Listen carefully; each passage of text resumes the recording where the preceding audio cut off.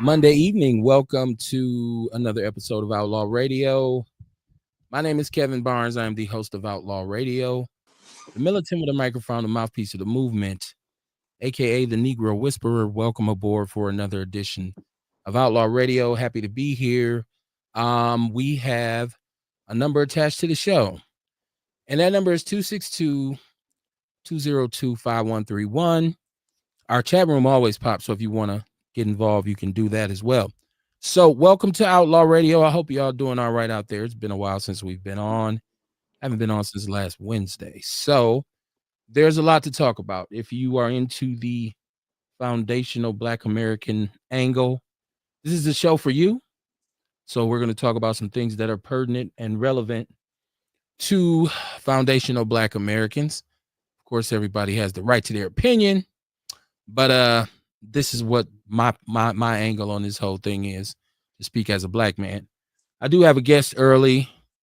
Ian Jordan, check your audio. You good? I am good. Can you hear me, sir? I can hear you. Perfect. Perfect. Welcome to the show. You have been a supporter of the show, and you wanted to come on, so I said, hey, let's have him, sit down and talk about some things. But tell the people who you are, because there may be people who the fuck is this? So tell the people who you are. What's up, everybody? My name is Ian Jordan. I've known Kevin a little while now. Actually, not a little while, a while as far as online. We both from Capital for life, and Okay. EL Phillips School. And you kind of like my LinkedIn, like my resume. Should I do it or no? Yeah, well, I mean, whatever feels good to you. You All got right, you got to cool. see. I'm a person that used to look at Pornhub in Arizona until they went ahead and made us register and log in. So now I can't do it. What up, Ewok? Whatever, Kev.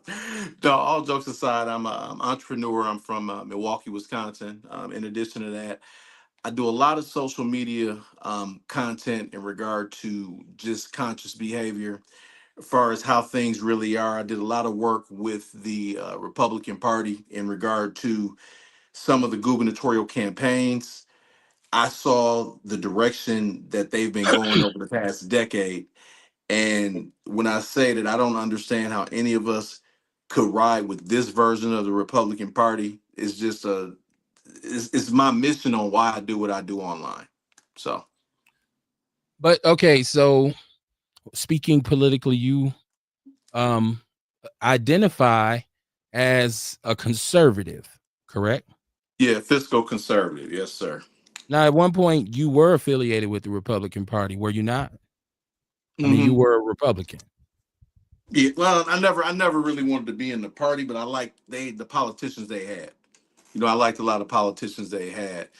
But then it just got to a point with them specifically where I didn't see what they did for people of lesser incomes. I really didn't see what they did for people of color. So it was really no justification for myself being involved with it. You know what I mean? Because they just don't. They really historically, and you got people that's gonna be watching this. Some people that might support the Republican Party that'll be like, well, they freed the slave. That this version of the Republican Party completely aligns with neo-Nazism, white supremacy, and all of these different things. And I personally don't understand how any of us can be involved in it. But at one point, yeah, I did like a lot of the policies, brother. A lot of them. So I compare this conversation to people who quote biblical things and say, you got caught stealing back in the days, they cut your hand off, without understanding that that's Old Testament, and then there's a New Testament in which there's change. But with the Republicans and the Democrats, people like to say the Republicans is the one who freed the slaves. Well, things change. So that's the Old Testament. The New Yeah. Testament of the Republicans is different. Now I'm just clearing that up because I watch the reactions that in the conversations you have online, and I'm just kind of like, because you got a lot of white people and a lot of Republican people who chime in on your post. So I'm like, he has a large Republican following. I don't think I have a large Republican following. You got better than you think. I don't think so. Well, they don't comment.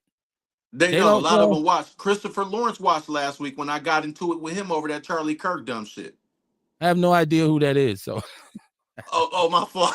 Christopher Lawrence is a he was the vice chair of the Republican Party, black dude. And he put a comment up there, like every week he was just putting up how Charlie Kirk was this dude. And I just kept getting in his comments. I said, dog, you got black kids. Why are you acting like this motherfucker is not what he is, which is a racist? I said, I understand where y'all coming from. I understand that, you liked him. I done met him like 3 times too.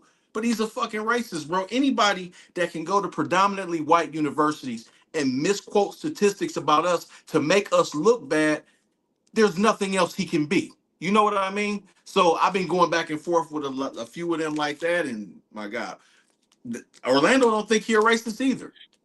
It's well, coming. even if they're watching, they're not supporters. They may just be watching to hear what's said, but I don't, like I'm saying, white people generally don't react. I don't believe that Brenda Peterson is white. Shout out to her.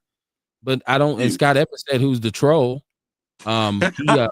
he follows and comments. Yeah, you do. Landon Deadman in the chat room.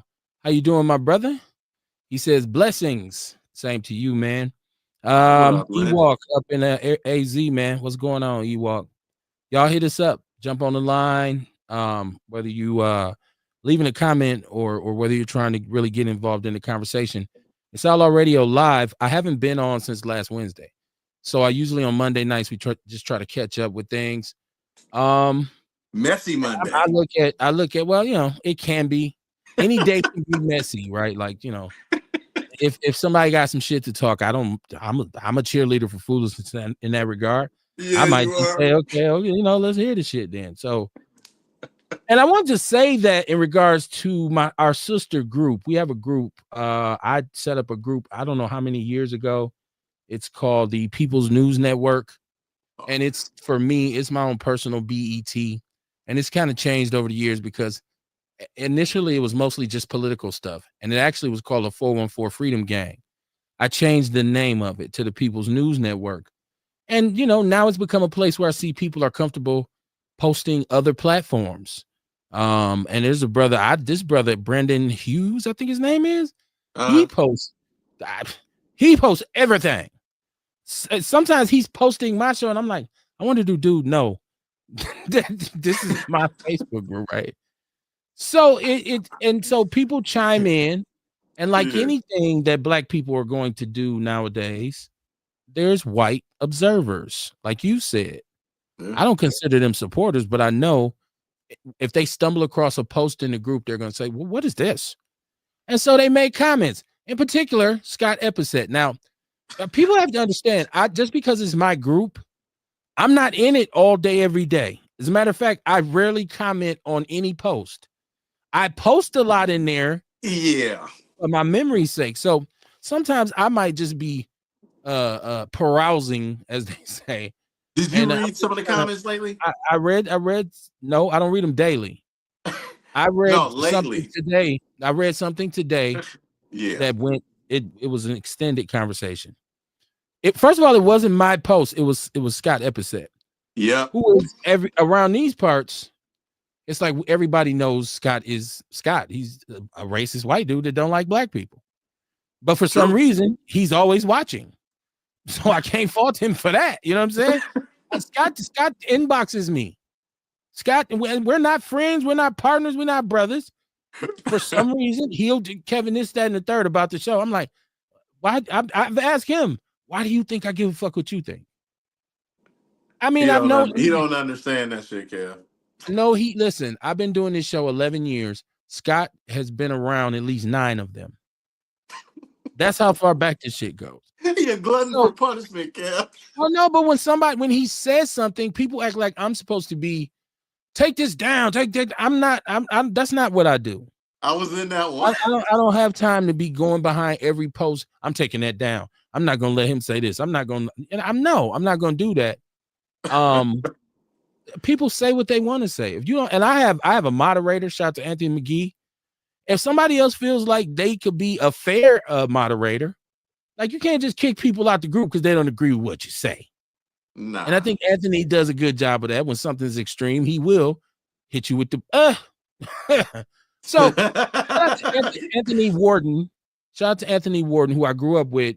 He's actually his older brother Pat, Pat, my yeah. brother, and Anthony was the younger one. Right on, they was on 16th Street. Shout out to Ant. I mean, he Hold was on, saying, Cam. I have to interject. I might have been drinking last week, but do you know Pat and Anthony lived right across the alley from my grandmother? well, they lived on 16th Street, so 15th was Yeah, next door. and Yeah, we was on 15th. Yeah. I mean, my point is in all that is I seen what he posted, and it's cool. But I'm just not gonna take down every single post I don't agree with. I'm just not. So if you want to get at somebody, get at them. Put when people snitch, when you make comments, people will turn your ass in. Do that. Do that. I don't have, I'm not in the conversation. Mama Jenkins running down this crazy weekend. She said, "Good evening, my outlaw family. What a weekend in Kill Mill. 9 shot, 5 dead. Office of Community Wellness and Safety. Where are you, Adam Porcel? Where's the pressure? Yikes. Where the pressure? He said he's gonna bring the pressure. Where's that? We waiting, brother. We waiting, brother.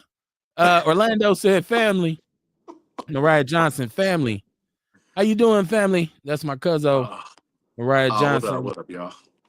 So, so the big news, the biggest news, aside from the violence in Milwaukee, which we're going to talk about, was the No Kings protest that was held across the country.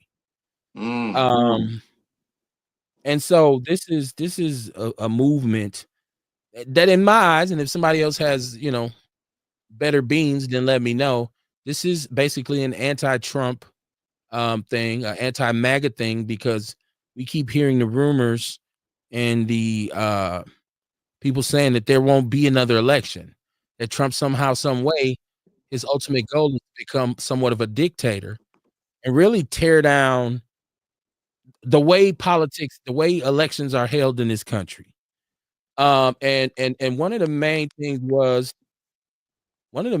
with that in the beginning was he said on Outlaw Radio that it would be political upheaval because he was trying to dismantle the way elections are held in this country, all the way back to what launched January 6th, challenging election results.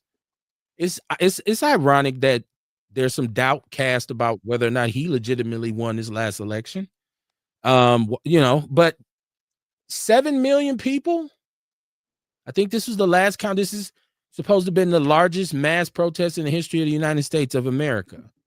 Yes. So I would say to MAGA fanatics and people who are just drunk off Trump, are 7 million people disillusioned and misguided? Ask yourself this. How could this many people, you're telling me they're all off key, they're all off the mark. They don't see what they're telling you they see. Trump is not doing what they say he's doing. This is all liberal bullshit. It First of is. all, some of those 7 million people are not just Democrats. There were Republicans out there too. Yep. So I just look at people on the other side and say, can you not see what the rest of us see? If this many people are protesting him and his practices and his methodology, there has to be something there. Where there's fire, there's seriously smoke. So I want to get your take on the No Kings protest. What do you think about this? Now look, I personally, I think the No Kings protest is beyond necessary. But because I'm in a lot of these right wing spheres, because I like to see how the enemy thinks, I got emails from one of my guys. He sent me something saying that, oh man, here's a website where they pay protesters and everything. And I'm like, okay, that's cool. All right. 7 million people got paid. Or like my guy I was telling you, my boy Chris Lawrence, he said, and I quote, he texted his daughter when his daughter texted him and said, well, what's going on? far as what's going on downtown or whatever in Milwaukee. And his response was, "Nah, it's just a whole bunch of people that was mad because Trump won the election, just a whole bunch of crazies." And then Trump on his airplane said they were a bunch of crazies. We've gotten to the point, Kevin, I know you know this and you've seen this, where if I don't agree with you, you crazy, or F your mother, or F your kids. This is where these people have gone to. You know what I'm saying? Because it seems like if you don't agree with Trump, they get so emotionally attached to where they don't understand why these rallies are necessary. Dude, they didn't have no problems. I don't not a lot of people got arrested. They exercised their freedom of speech, dog, and they acted like they had a problem with it. I love it. Personally, I hope they have one every month, dude. Straight up. Landon Deadman is asking a question. He's saying, what y'all think about the National Guard talk? We'll get to that, Landon. Give me a second. Give me a second. Don't even move. Ace Cooley said, what it do, fellas? He said, no King's protest is a waste of town. Do you mean time? I don't know. Why is it a waste? So nah. If people feel uncomfortable with something, if there's a need for someone's voice to be heard, one of the greatest things about this country is supposedly is that we have the right to protest. So when you protest, I know a lot of people are against protesting. I get that. But you have to be able to use your voice. That's what this country is about. So and it could be protesting about something I don't necessarily, I ain't got a care in the world, but 7 million people uniting under the idea that something is wrong with our government. How is that a waste of time? Ace, I would love for you to elaborate on that. Let me see who this is. You are live on Outlaw. Oh, you got to turn your device down. Who is this? It's Orlando. Got you. Man, you should know by now, Orlando. Go on with the TV turned down. I was switching over, so I heard it and I got disconnected the first time. So what's going on, kid? Ain't nothing to it, man. Shout out to Sonia Thrower. She said, hello, guys. How are you? How are you, my sister? Mariah said the same thing. I said, how is it a waste of time? How is the No Kings? I'm sure you're going to tell us, Orlando, why the No Kings protest was a waste of time, right? I mean, adults can do what they want to. That's, their choice. They have a right to petition. They have a right to protest peacefully. That's their prerogative. But my point is, if 7 million people all speak up against something, how can you be dismissive of that and say, man, that ain't talking about nothing? Wait a minute. Wait a minute. They're not talking about anything. It's across the country, across party lines. They're talking about something. Well, I think you have, definitely people who don't, support this administration. That's fine. That's in every election on both sides. And that's what we are. I mean, the Supreme Court, I think, one of the appellate courts just ruled, I think, yesterday, the 6th district. Your phone went out, Orlando. I don't know what's going on with your phone. They said the No Kings rally was in 2,100 cities. You said 2,100 cities. Okay. 2,100 cities.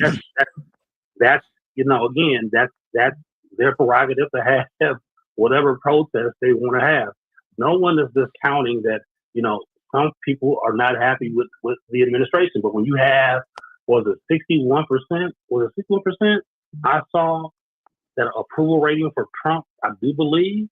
I can be wrong on that number. I believe I saw 61% of approval rating. Is it up? Is it up? I thought it was down. Can you hear me? I can hear you. Can you hear me? Yeah, I just, again, I'm just saying, you have people who won't show up for a rally, but we'll take a poll on Orlando.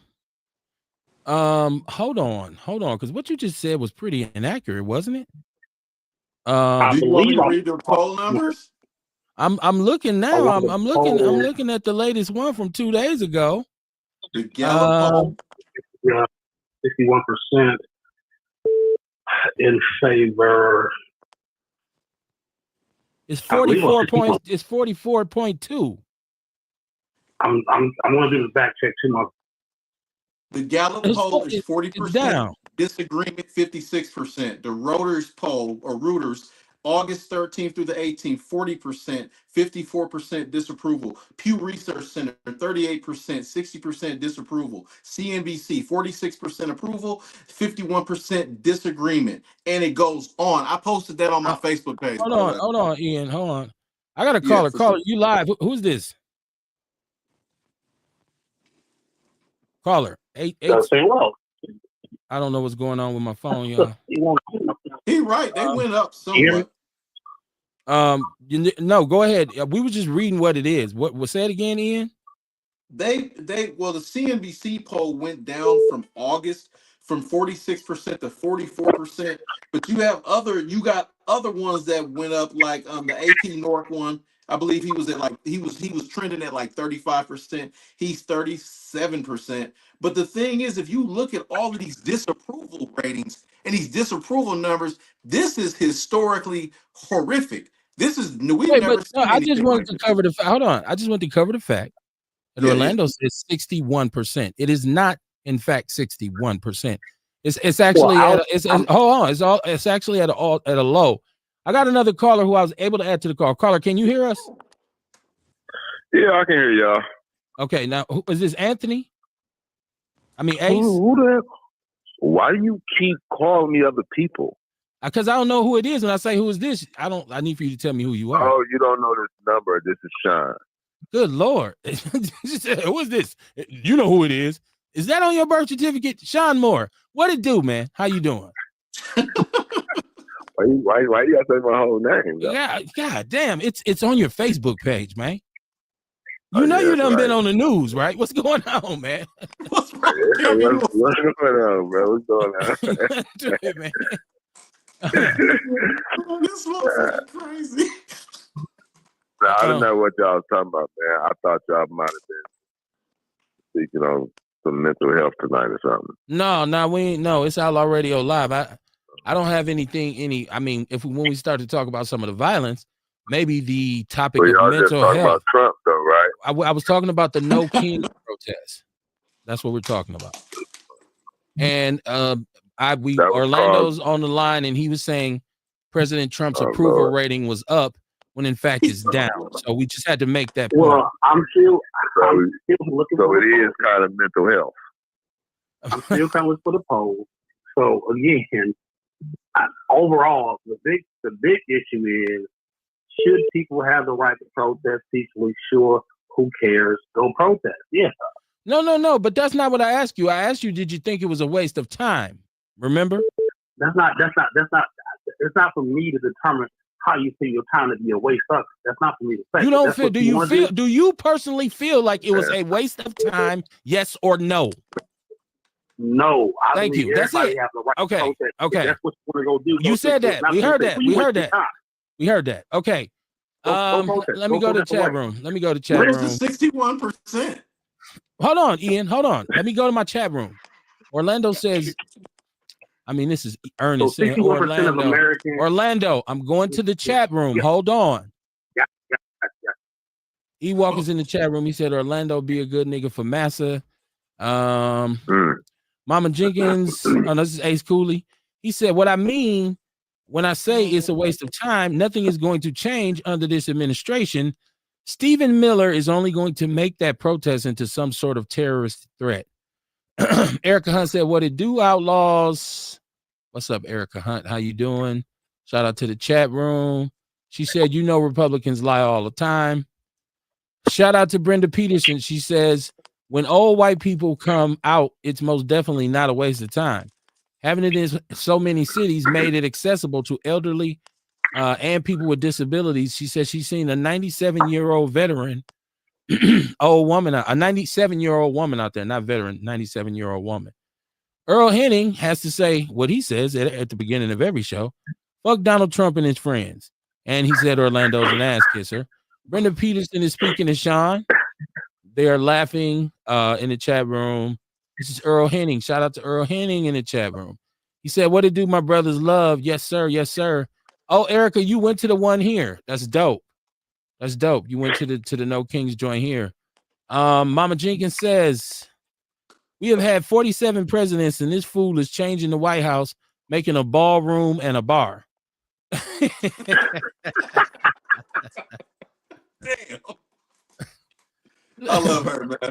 I love her so much. I think it's incredible that people would be dismissive of something that caused 7 million people to make a statement. And across racial lines, across political lines, economic lines, 7 million people. How could that be looked at as, oh, well, there's not going to be any change? I think awareness is one of the biggest things that you create when you do something like a protest. Most of the time, people criticize protests because they say, ain't nothing going to change. Well, no, the world is not going to change overnight because you did a protest on Saturday. But what you're doing is you're building awareness about an issue. And people can become mobilized. I mean, that's like saying the protest that Martin Luther King and the Southern Christian Leadership Conference did. That was a waste of time. They didn't change the world. Eventually, things did change. And it was sparked by the awareness they created through those protests. So, people are very dismissive. Turn down your device. I got another caller on the line. Caller, what's your name? Where you calling from? What's up, champion? It's your girl, Erica Hutt, calling from the chat line. What's going on, Erica? How y'all? Nothing much. I want to tell y'all. What's up? Who's that? That is Sean Moore or Sean M. He don't want nobody to say his whole name. What up, Sean? How you doing, little bro? What up? Big brother, you. What up, little bro? I ain't see you out there at the No Kings Day. What? I ain't see you at the No Kings Day. Where you was at? It was a No Kings Day. Why would I be there? It wasn't for King. Oh, Jesus. Oh, wow. Okay. He didn't show. Oh, okay. He's that's why he ain't come. You know what I'm saying? That's why he built us. So, Erica, you were there, and I talked about this thing being a diverse kind of initiative with different political parties and different cultures. What was the vibe down there at this event? Man, the vibe was definitely vibing yesterday. Well, the day before, I recuperated yesterday. The vibe, we had 18,000 people downtown at Cathedral Square on No King's Day. How many? During that, 18,000 people. Yeah, a lot of people. You had good vibes down there. It was definitely peaceful. You had some Donald Trump hacklers coming down there trying to mess with people, but our marshals stood on guard. Our comrades knew exactly what to do. They knew how to de-escalate the situation and move people around if need be. It was a good vibe. We led the crowd. Well, I helped marshal and lead chants down there, so the message was definitely delivered. A lot of people say that, protesting ain't going to do nothing. And I get it, because they wasn't out there when it was time to take bullets to the thighs or the head, or when they were shooting tear gas at us, so they don't know exactly how effective protesting can be. But yeah, it was definitely a good old protest for No King's Day. There were no casualties.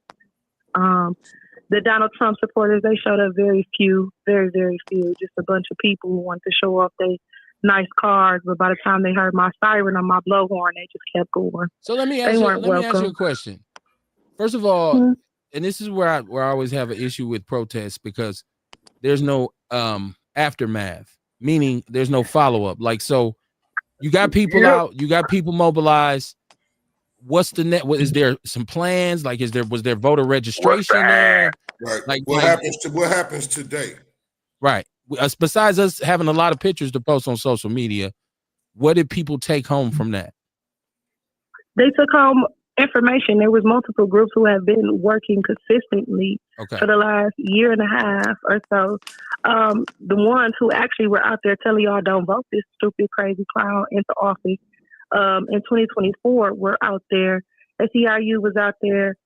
We had the Milwaukee Alliance Against Racial Injustice out there. We have multiple other groups out there who have been fighting for our democracy consistently.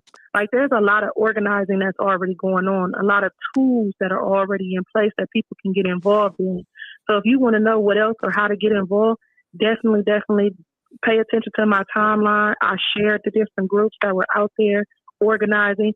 Everybody has their issue. Everybody has their lane. You just got to pick which one you want to get into. Okay. Only thing I can say is it wasn't much representation from the Black community. And I get it. We've been sitting this out because, you know, we told motherfuckers don't vote Donald Trump out. But at the end of the day, ICE is in Chicago, zip tying niggas up. Yep. Them our neighbors. Uh-huh. Them our neighbors, right? Not only that, Donald Trump has us on his radar where he wants to send the National Guard because we claim the chaos and the crime hasn't went down yet. So he's talking about, oh, I'm going to send y'all some help since y'all can't control your own city. Well, the National Guard ain't made it here because of 18,000 people who poured into the street on No King's Day. Well, first There's of all, a strong history of us turning up and turning the city up. Let me welcome the witch doctor to the show. What it do, witch doctor? How you doing tonight? Hey, how y'all doing? What up? Okay, We're man, good. it's the right time, it looked like. Yeah, you stepped in some shit, right? No, listen, this is just about the viability of the No Kings protest, Kamar. And I believe in protesting because I believe the people should be heard. But you know, so Erica made a very interesting point. That was going to be my next question.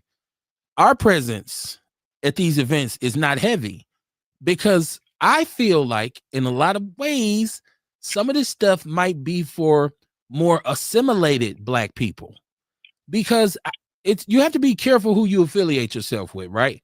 So certain groups that have a certain agenda that involve letters, right? You have to be careful of that. And certain individuals whose groups were put in front of us, whose pronouns were placed in front of us in the whole quest for civil rights, I don't want to build with them.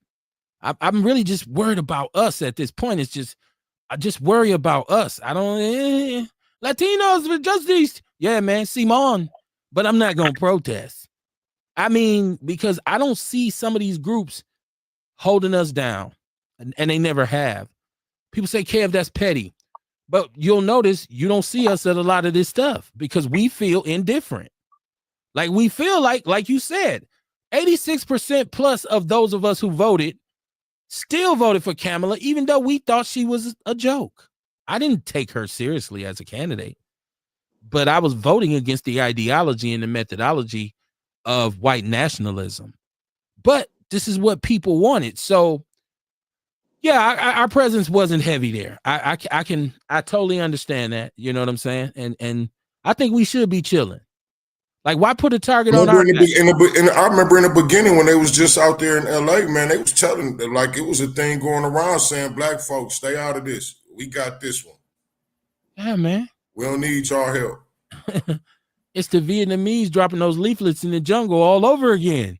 Go home, Black man. This ain't your war. I don't know, man. You know what the term "mind your business" mean? I don't know if people say that all the time. I don't know if they really know what it means. When somebody say "mind your business," that means don't be concerned with shit that don't matter to you. You know what I'm saying? And when you say, "Well, it does affect us," well, in some instances, they're taking away things that have already been taken. Yes, I made up a word. They have been taken already. Yeah, you did. So you know, it's like repeating for us. It's like a CD that just keeps skipping. You know, and so we're just kind of like, well, we gonna wait and see what it when it comes to us.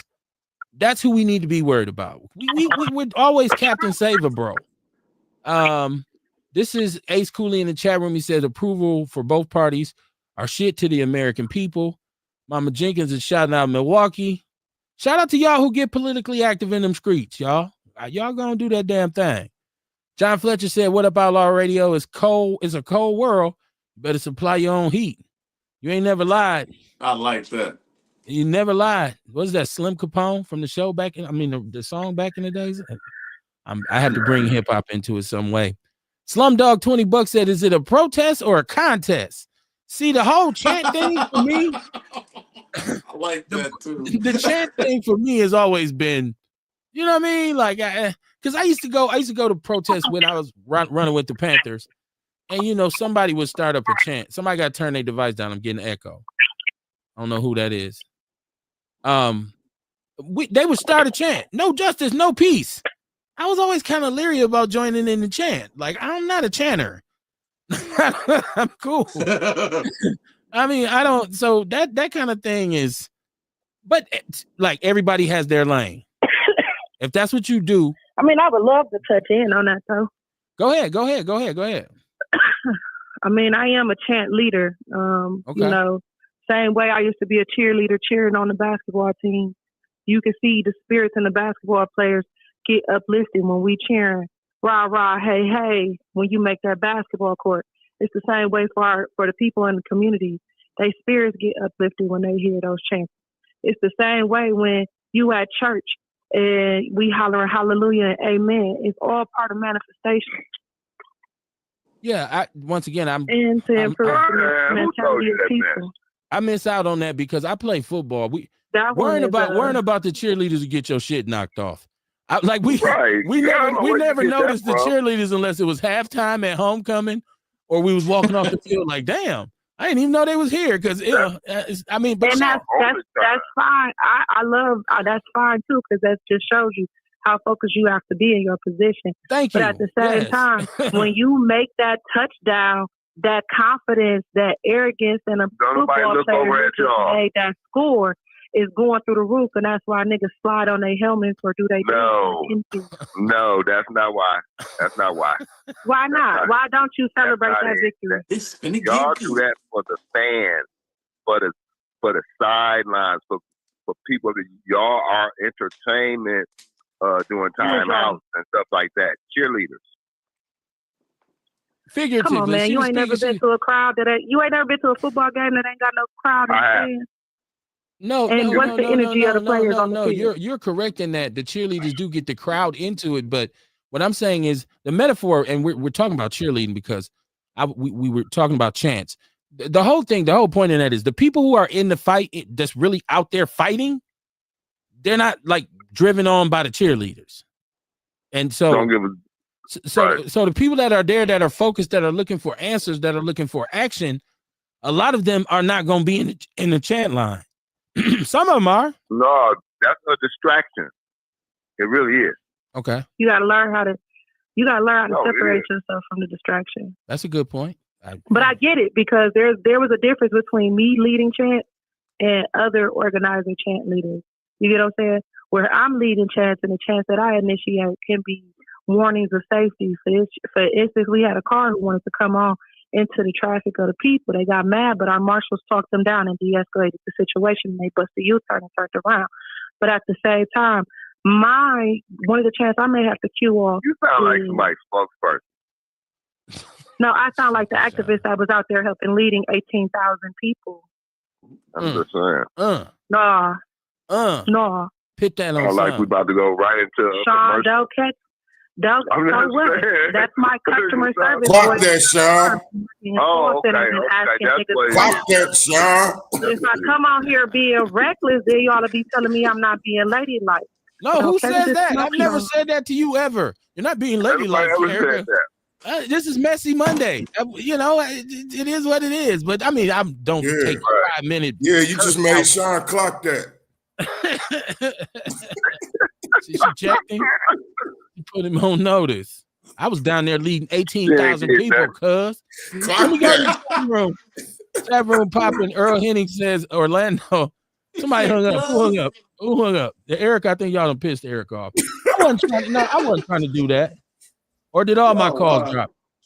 They might have all dropped. My phone will do that if we got too many. It'll do that if we got too many. Turn your device down, please. He said it every call. Yeah, because people always answer the phone with the TV. People be trying to hear themselves on the show. You gotta listen back to it. You can't listen to yourself while I sound dope, don't I? Go to the YouTube channel later. Earl Henny said Orlando wants a king because because he's an ass kissing king. Like, what are we He talking don't about? quit, dog. No, Earl is never. He's stand on his heels, man. These He's comments never be on his heels. hilarious. Who is this? This is Brenda Peterson. She said, she said Erica spitting fire. These facts. Cheering is an energy shift, just like the Bucks arena when they making a comeback or GB rolling downfield. I've watched a million Packer games, and when it's popping, I never say, man, where the cheerleaders at? Y'all need to get up on your feet. So I'm just saying, I don't have anything against cheering. I'm just saying, I'm not Hey, a it was champion. a lot of Packers fans cheering in Arizona yesterday. Brenda Peterson said more like a rally or a protest. Highland Park had their protest on the sidewalk and had safety patrol. Minneapolis and St. Paul had a protest in the streets. I'm with Erica with the chanting. Who wants to go to a boring ass rally and just stand there? Well, I would think there's an agenda to see. I don't know. I'm not a rallier, but I don't want to just go there and yell out chants either, though, Brenda. Like, at one point is this organized where we're going to hear some people speak who can actually get something done. So that's the point of that. It's not just about, okay, no chanting. I'm not saying that. I'm saying I personally won't be with the chanters. I'd be over there trying to say, okay, I want to hear, especially if there's groups there. I want to go and talk to these groups and say, what is your point? What's your mission? I'm not necessarily, oh man, they chant. Let's get over here in it. So, everybody, like I said, to each his own. If that's your lane, that's your lane. Go ahead and chant. That's all. Ain't no. But you know what the chanting was supposed to be for, though, Kev? What was it supposed to be for, Deion? The chanting was the open, because like you said, everybody didn't go, and a lot of people are not too much politically astute. They just sitting back in the cut, like, okay, whatever gonna happen, it's gonna pass. It's like a storm, but it's to bring awareness. You feel what I'm saying? Maybe it might then move me or you, but maybe it moved the next person. You feel what I'm saying? Like you just said at the beginning, so 7 million people, but I looked at it kind of sort of like you, where you motherfuckers was at during the election. Like you said, some of them probably were, probably are and still is Trump supporters. So the man said everything he was going to do. You know what I'm saying? Like, I'm reading Project 2025 as y'all was sitting up there talking. You know what I'm saying? There's just so much shit up in there. It's just crazy. But you know what I'm saying? So, I don't know, Kevin. The way I feel like you do, you know what I'm saying? Like, it's almost too late. You know what I'm saying? And like, but I was listening to other people like Karen Hunter and Larry Daniels Favors and some others, and they was like, it's to bring awareness. Right. Maybe some people be like, well, something this guy is not doing right. I even heard that the man would have made an AI with him flying a plane or a jet fighter and shitted on people. You know what I'm saying? Like, yeah, I wanted to talk about that next. You know what I'm saying? Talk about how Donald Trump shitted on America. Wait, hold on real quick, Erica. This is what I feel. I feel the night of the election, when those were so close, and that night the country should have been divided. Y'all go y'all way, we go our way. That's the only way. That's how I feel. Now I might be wrong. Mm-hmm. You know what I'm saying? But that's how I feel, though. You know what I'm saying? Because that election was just too close. Even though, Kev, because me and you was texting each other back and forth, you know what I'm saying, that night. Even though he had more of the electoral votes, probably due through manipulation of the voting machine, we don't know that. We hear about it, okay, well, fuck it. But he didn't win that vote, that election flat out. Because if you look at the popular vote, he only won by like less than 2 million points. Less than 2 million votes. That it was just too narrow of a margin. And I just feel like we should have just said, fuck it, we going. Because some got to be done, man. Like, this man is just running amok. And I remember every time we'll be talking, I'll call y'all like, hold on, let me, usually like, and we both would be like, I'll bring up shit about Project 2025, and you'll be like, well, there's safeguards in place and they can't do this, but it's like all the safeguards that we thought that were in place to protect us is like, fuck us, from Congress, the Supreme Court. They right now, they on that Voter Rights Act 2 down in Louisiana, they about to end that shit. You know what I'm saying? All these safeguards that we thought were going to be in place to protect us has just failed us. So now it's what? the only thing left is just fucking anarchy. You know what I'm saying? I mean, that's the way I see it. But I'm about to mute y'all real quick because I'm about to finish. Can I tap in? Because anarchy, No, yeah. I'm about to mute y'all. What up, Erica, go ahead. So I wanted to tap in. Dion, that must be Dion, because he was just spit fire. Now, Dion was right. During that election, motherfuckers were supposed to pick their side just because we knew Donald Trump was a racist pig. We knew that, remember? And when I seen that Donald Trump tweet where Donald Trump sitting in his jet planes and he's shitting on America, it reminded me of that conversation we had one night where we was like, fucked around turned to Donald Trump saying he gonna slap us in our shit. You know what I'm saying? It was one conversation we had one night. I can't even remember when, but it had to be around the campaign time because we had a conversation about how Donald Trump is telling you, I got Project 2025. I'm finna beat y'all eyes. Here go my 900-page game plan on how I'm finna enslave y'all again. And we slept on that. And now he in office doing everything he said he was gonna do, including creating jet planes, AI shitting on us. On America, on his at the end of the day, it's a meme, though. Like a political cartoon. So it's crazy to me. So it's crazy to me, Kev, how these Democrats. Oh Lord, here come the lying ass Republicans. No understanding. I'm finna mute myself. Of what they've done to lose the support of Black people. You don't have to vote Republican. So they mad because Black men voted for Cornel West. They mad because brothers voted for Jill Stein. They mad because they fed up with the lies and the insults of the empty promises.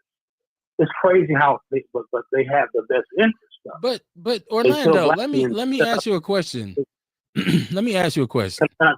Well, hold on, but hold on. Let's be accurate. Let's be transparent. 86% plus, almost 90% of Black voters who voted, somebody needs to turn their device down. I'm getting an echo. You cannot listen to the show and be on it at the same time. 90% of Black people still voted democratically. So why would anybody who's mad, like the Republicans keep saying they don't understand why they lost Black people? Well, how many did they lose? 2 million votes? Well, it's enough to win. It's enough to swing an election, Kev. The Black vote did not swing that election. Stop it, Orlando. Hold on, Kev. The Black vote didn't swing that election. Kev, if you're not at 97% of the Black vote, 97, not 86, 97, 95%. That's going to be a problem, and their race has now become competitive, is what I'm telling you, Carol. Dude, the Black vote didn't, but you're being misleading. The Black vote did not swing the presidential election. Stop doing that. Well, you just because no. I said I said almost 90. Depending on where you look. No, you can't. Okay. There's a range. You'll see some that say 87. You'll see some that say as high as 92. You can say that. Fine. My point is you're making a mountain out of a molehill, and it's an exaggeration. Well, let me tell you before you say something inaccurate and misleading. Nobody's looking at the Democrats like, oh, y'all lost voters. Why you're mad? No, they're not, because once again, you're basically putting us at fault for him being elected. The Black vote did not sway that election. White women, white men, and Latinos did more to swing that. Because most of the states he won, they're not even really states where the Black population is thick. So come on, man, don't twist the narrative. All that play a role. But when you see less than 95% turnout, Kevin, these are indicators of this is not going to be a good night for Democrats. You can say, well, that don't really mean nothing. You can say that you won't. Whoa. You just said less than 90. You just said less than 95%, right? Right. 32% for Republicans, 32% Black votership. That's way less than 95. No, what I'm saying, and for Republicans, that's way more because we got like 13, 11, 9. To say that you had 32% turnout for Republicans, again, if you're gonna look at this stuff, you got to be fair across the board.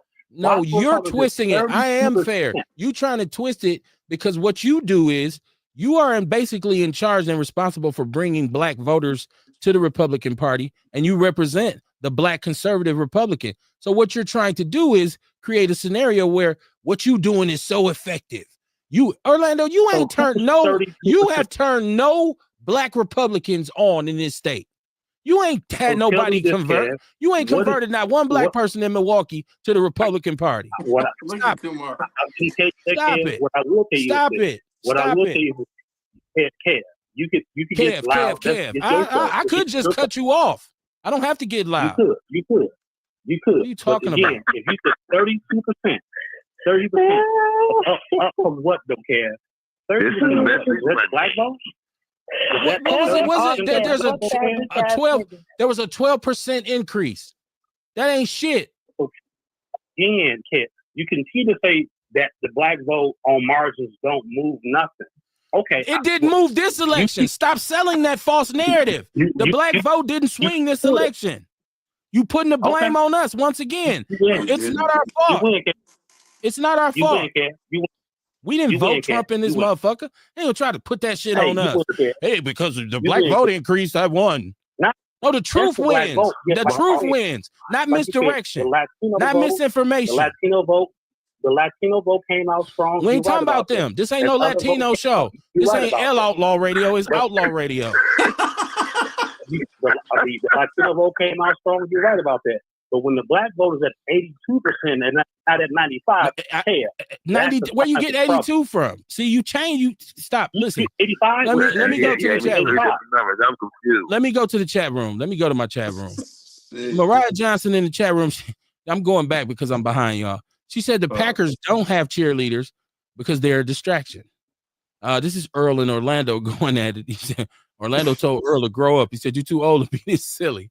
Landon Devin, he said no catfighting, fellas. Hey, Landon, welcome to Messy Monday, man. Welcome to Earl Henning. Ian, I don't know if you know it, but your camera's off. I don't know if you like. Nah, you went low. I don't know, but your camera's off. Okay, I didn't know that. Earl said, "Cheers for the people that support. Fuck Donald Trump and his friend Orlando." Earl Henning. Slumdog 20. He said, "That is said that's the test. Can they divide us? Well, that's and I think we are divided. I think because right now, to me, it's MAGA versus everybody else. Yes, sir. It is very hard to talk to a person who supports Trump and MAGA because they're so disillusional. And they won't answer questions, disillusioned. They won't answer questions directly. They won't, when something is the obvious truth, they won't admit to it. It's like most of them are disrespectful too. A lot of them are, and racist. Yes, sir. Yes, they are. They suffer from delirium. Yeah, look at this Karen. Look at this Karen at the Brewers game. I'll call Ice out. Yeah, got her ass fired from her job. Go ahead with that bullshit. She was at the Make-A-Wish Foundation too. About that, man. What you say, Dion? I don't see what's so special about Trump that people like. I just couldn't believe it. Even with white people, you know what I'm saying? Like, this guy has been privileged all his life. You know what I'm saying? And like, he speaks for you. He actually speaks for you. And then another thing, like with the bullshit Orlando was talking about with as far as black people. See, we just see a lot of people ain't gonna say we, but let me see. They've been doing a lot of talking about the election. Just like they had Barack Obama on. He was talking about a lot of things came from Russia, a lot of AIs and a lot of social media propaganda. That's basically what didn't motivate people to get out because it was used against people. You feel what I'm saying? Like, a lot of people don't, like, every time when we always talk about the Democrats or Republicans, and I bring up FHA loans, student loan, ACA, Social Security, FEMA, goddamn, all type of shit that Democratic legislation have passed, these policies that we benefit from. People don't know that. That's why I argue with Republicans all the time. Just name one.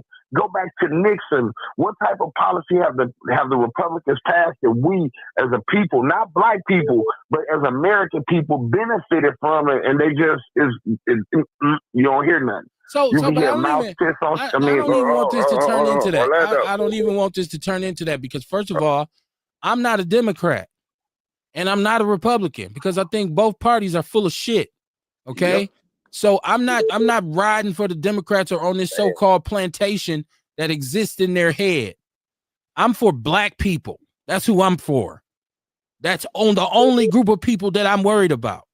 So my thing is, or policies that benefit black people. but I'm not giving them that much credit, because for everything they do over the table, they do something under the table too. The Democrats have they have their ways, because and it's a misnomer to think that all Democrats are liberal and all Democrats like black people, because that's not true either. There's some conservative Democrats. There's some rich, some wealthy Democrats who are and they just move through the money. That's what they do. So Yep. I don't want nobody to listen to this show and think, well, I'm caping on here for Democrats, but I'm also against the narrative that Republicans try and spin that somehow, some way we contributed to this presidency. Nope. Yes, they had some voters, but you cannot include us in the main reasons why he's president.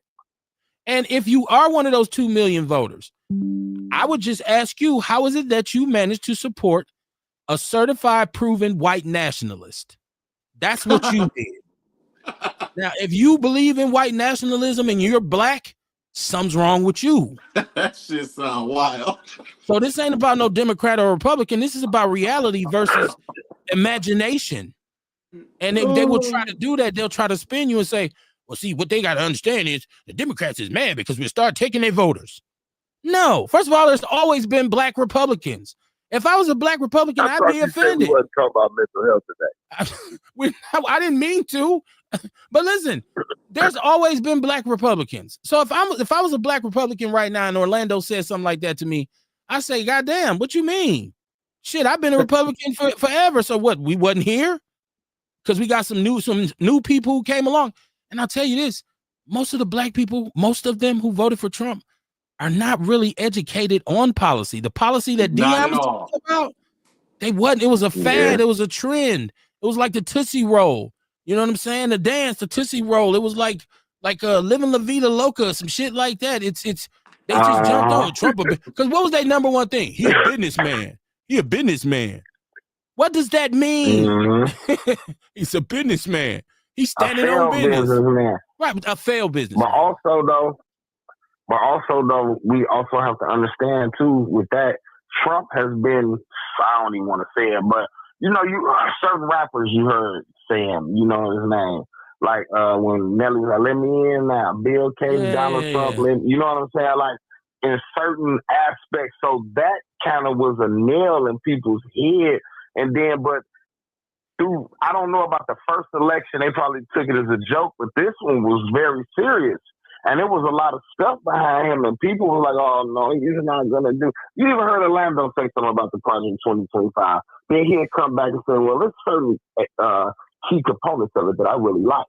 You don't understand what I'm saying? But then when we all lose our democracy, when it's not a democracy anymore, and to be honest with you, like I was in Chicago this weekend, but I went down there where they was politicking at. But, a lot of people are just basically going on about their everyday life like this shit ain't really taking place. You feel what I'm saying? I don't think it's really hitting people. And like we were talking about at the beginning of the show with the marching and the demonstrating, maybe it might open people's eyes to start looking at things like what's really going on here. And maybe just looking at some of his policy, you know what I'm saying? Even like when we was talking about the government shutdown, dudes talking about, well, it's because of legal immigrants. They want. No, it's not about that. It's about them cutting subsidies of the Affordable Care Act, and then our premiums gonna go up. So now your premium was what, $350 a month? It tripled to $1,000 a month. You know what I'm saying? Like people can't afford that, and a lot of people gonna lose healthcare behind that. But you have Mike Johnson and other Republicans spitting these key talking points, and then you have people, because black people are already mad about, they think the immigrants, and that's what fucked us up too, because they thought the immigrants were getting more than what we were getting, but people didn't understand that everything that those immigrants got, it was allocated solely for the immigrants. That's just like with the trolley downtown. That money couldn't have been used for nothing else but one thing, and that's what it was used for. So if people are not aware of these things, they'll sit back like, sure, they're getting more than we getting. That money, even if they wouldn't have got it, you wouldn't have got it because the money wasn't allocated for you. And a lot of people don't understand that. But I'm going to mute myself real quick, Kev, because I know you're going to jump in. No, it's all good. The only thing with the train was it could have been used for it's supposed to be about roadways and transportation and all this. It could have been used for something else. They chose to make a train or to build a train, not make a train, but build a train, and they basically borrowed against the property tax levy in the future because they thought that it would increase the property value of the downtown area where all those condos and all this stuff is in these high-rise luxury buildings have been constructed. So they was trying to play the long con, but it's been nothing but issues since they started it. And immediately the state said, okay, we're not helping y'all when that train break down. We're not helping y'all with that train at all. So Milwaukee's stuck with the train. And it's always something with this train right now. And they wanted to expand the line. I've seen conversations about that, saying let's expand it so it'll really become something that's effective to take people from one point in the city to another point, so that to assist with jobs and help people get to jobs. And it hasn't been done. But yeah, it was allocated. I like the fact that he talked about what's allocated, because if your city was a sanctuary city, then you did receive funding. You did receive money that was there for that. Now, black people, y'all might have been mad about this, but it's so much other shit to complain about that's more pertinent and relevant to us. It's so much more. It's so much, especially in Milwaukee, where every single piece of this city is failing. MPS, MPD, right? The health department. What part of the city ain't? Now you just seen the fire department come out today, or not today, but over the weekend, and say our equipment. Oh, we need $12 million more in our budget. Damn. And shout out to the fire department, because they do a job I wouldn't do. But where are we supposed to get the $12 million from? They're already saying that we're going to have another deficit coming up. This is on the heels of a tax increase that they lauded as something save Milwaukee from the fiscal cliff, and the mayor is giving himself credit for that. I made sure what you did was you increased the cost of living in the city, and you're not bringing any economic development behind it. So is what you did really that slick? And especially now you're saying, well, we have a bigger projected deficit coming. What are you going to do then? You're going to ask for more money out of the property tax levy. So if you live in Milwaukee and you're a homeowner, they're going to steadily increase the cost of where you live until you can't pay it anymore. Now, also you see today, now that the Department of Public Works is coming out saying they want more parking tickets. So they're going to keep the parking meters on longer. They have a goal now to write, because the other one was the previous goal was 485,000 tickets. Their new goal is to write 550,000 tickets. Oh my God. Right. And the mayor wants to steadily raise the cost of registration for a vehicle. We already have a luxury tax on our registration. Come on, man. And I know I'm switching from national to local, but come on. But Kev, this is actually really interesting, because while you were speaking, I was looking this up, bro. It says Milwaukee and the city and the county are facing significant debt. This is just regular Google shit. Financial challenges, dude. They said the assets in the city, they said they're in negative, they have negative asset worth. They said the debt was over 1.1 billion as of 2022, and that's 3 years ago. Damn, dog. They said the city will be in the deficit in 2026. That was supposedly why they did the whole Act 12 and increased revenue sharing, so that Milwaukee could address some of our budgetary issues. But once again, when you're not adding economic development to a city, okay, but the costs of everything are increasing, you are doing the people a disservice. If you don't have that basic fundamental plan to say, I should be your mayor because I have a solid plan to strengthen our economy in this city. If you don't have that plan, you shouldn't be elected. See, this is what I'm saying. Now, this is a Democratic mayor. See how critical I am of him? I would never start his business there. So before people say, Kev just a Democrat. No, the fuck he ain't. I call it like I see it. And the truth is the truth. So you don't even sound like a Democrat, though, bro. And I've heard that can't be on the radio because I didn't insult that should be making me mad. No, you ain't no damn Democrat. Orlando, This is Earl in the chat. Earl, don't stop. You said Orlando, fuck who don't pay the rent. Mama Jenkins said, no, they mad because we got black folk like you that's still stupid. She was talking to Orlando. Damn. I never heard Mama Jenkins do something. That's new. Like, Damn. Right? Mama Jenkins just old. They just old people. Oh, man, That's stop. how old Hey, people talk. Orlando, come on now. Don't do that. Don't do that. That's Don't do that, that Orlando. stuff I be talking about. Don't be disrespectful to that woman, bro. No, Come Orlando. on now. You know, Orlando. Yeah, we're not gonna yeah, disrespect the elders. No, don't do that. I'll just You have gotta to let hang up old on people you. talk like that. Oh no. You gotta let people talk like that. That's how they talk sometimes. Yeah, well, don't disrespect Mama Jenkins. Don't do that. I'm just saying you gotta let people talk. Let the elders, you let them say what they gonna say. That's a Even if you fair disagree, assessment. Okay, that's a fair assessment. You let them say what they gonna say. That's how they talk. So Okay, you gotta let there them you talk. go. Okay. Landon said, so many distractions. Wake up and stop the BS. Earl Henning said, kissing ass people with Donald Trump in Orlando. They still going at it. Orlando said he's silly. Y'all, this is messy. Again, he's an elder, so you gotta let them kind of just go. Well, you know. He said, So this, I still kind of took offense to that. what's that? I don't think I like that too much. What's that? What don't you like? I'm calling Mama Jenkins old. Wow. She's a seasoned person, so you got to give them space to kind of do their thing, and you can't really. You got to let them do what they do. So if you don't disagree with them, you just kind of got to be quiet. So because you got to let them have that privilege of being where they are. So you can't really say a whole lot. You got to just let them do that. They've achieved that status, so let them kind of just say what they want to say. Sean, that's why we did that. That's why we did that. He said, Orlando said, if the turnout is low amongst blacks, it will be a problem with the overall Democrat vote. If it's 85 plus, there is no problem. If it was 75, I say, damn.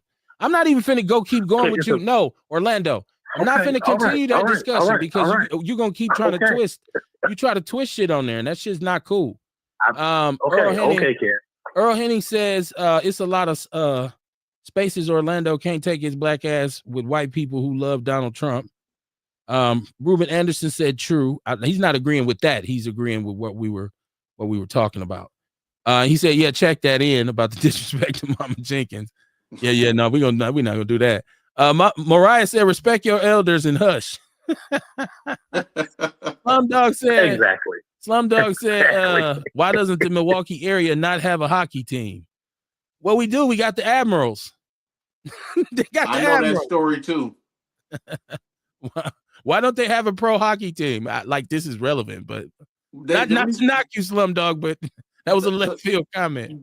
The reason they don't have a hockey team, the Bradley Center, from what I understand, was initially designed for a hockey team, but because of the Blackhawks, they blocked Milwaukee from getting one. That's why I heard we don't got one. That's why the Bradley Center had all them weird views. That's why the Admirals games apparently look super good. That's what I heard. So.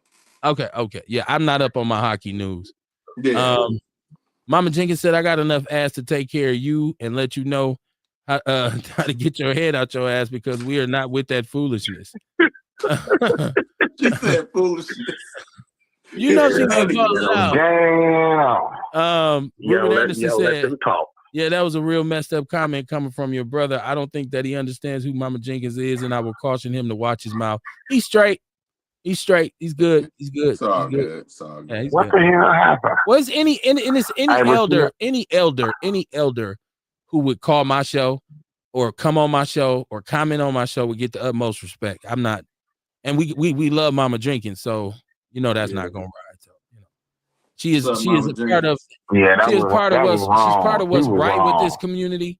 She's part of what's right because she's responsible for her neighborhood and she wants it to be what it's supposed to be, which is a safe, stable place to live. You've put in work all this time and paid for your property and kept it up and raised your family. You don't deserve to be living in the midst of chaos because people downtown don't have a clue as to what they're doing. Let's talk about the violence. Amen. this you can't weekend. talk about that though. You can't talk about that. You got 7 shots, 5 dead. You can't talk about that, kid. Because this violence. Hold on, Orlando. You cut me off. Hold on. You cut me off. This violence, because Mama Jenkins referenced it earlier. We have a mayor right now and other people who are telling us how much they've improved our city and how crime is down. Like, I don't even think the mayor should fix his mouth to talk about a decrease in crime when you say, well, but we got a slight uptick in homicide. It's like, don't say nothing. Say we got work to do. And then we go, and every time he speaks, we have a crazy weekend where like 20 people get shot. But you don't hear no follow-up to that. You don't, that's what he keeps saying. Like, what's a small uptick in homicide? Well, only a few more motherfuckers got killed. So we're doing good. So damn dumb. Like I'm saying, like, so, and we as voters, see, black people, we need to have our caps on. We need to be saying, you know what? When it come time to vote, I'm gonna remember this bullshit because your plan. Y'all plan was to add. His plan was to bring Adam Procell in. And how many months has that been now? And once again, I have to tell the truth. When he first came out with the lightning and the thunder, and he was gonna put pressure, and you can fire me and shit and all this, and then how many months later? Have you heard of a reorganization of that office? Have they shared a comprehensive? Have they shared a comprehensive plan? Kid. Now they might. They might have shared it amongst themselves. They might have shared it amongst themselves. Hold on. Don't talk over me, Orlando. Don't talk over me. They might have shared that plan amongst themselves, but they haven't shared it with us. What is going to happen now? So they're going to be deployed into over on 27th and Atkinson. And they're going to keep more people from getting killed. Well, we already went through the episode. This family has already lost. These families have already lost. Yeah. So what's the plan? I'm waiting on the pressure. I want the pressure. Yeah, you can't jump on the brother like that. Why? Just say he ain't did nothing. Pause. No Diddy. You don't want the pressure. You can't jump on him like that. I ain't listen. I haven't said anything that's inaccurate, and I haven't said anything that's personal. I haven't called him out his name. See, this is the difference between how you criticize somebody as opposed to trying to disrespect them. I haven't insulted his name. I've never said F him. I've never said anything about him other than what is happening in our city. So if he can't himself understand a slight uptick in homicide, that's a motherfucking problem. And if we were to add the reckless driving situation, which he also has no plan for, and you went and took a street and said it's down over here, and then what happened on the other side of the town? 2-3 people got killed at the intersection. You just say we got work to do in Milwaukee. We just say. Let me ask you a question. Well, I want you to stop cutting me off. I want you to stop cutting me off, Orlando. What I'm saying is, we can't allow him to pat himself on the back for a tax increase that was supposed to be beneficial for us. And not only did it hurt us by increasing the cost of living, but you also allowed $200 million that was generated by the taxpayers. 90% of that went to pension plans. That's under your watch too, only to come back and tell us we still got a deficit. Bruh, what are you doing? What are you doing, man? The jig is up, you gotta pay the workers. You gotta pay the workers. You can't not pay the city workers, kid. Can you go get a lawyer? Can you go get a team of lawyers and talk to Madison and say, we're going to cap this pension shit because it's crippling our budget? Legally, anything is supposed to be able to be done. You should be a leader enough to say, hey, let's get some lawyers on this, man. Somebody who represents the city and the county, and let's go to court and say, we want a cap on these pension plans. What's hard about that? You can't discount the city workers and say they can't get their pensions, man. You can't just do that. I didn't say that. That's not what I said. That's not what I said, though. If you listen, if you listen at what I said, that's not what I said. Can I make a point here? Can I make a point? Don't lie on me to make your point. That's not what I said. That's not what I said. I'm a landlord. Let me make a point here. If those obligations were there, you're gonna have to find a way to pay the workers.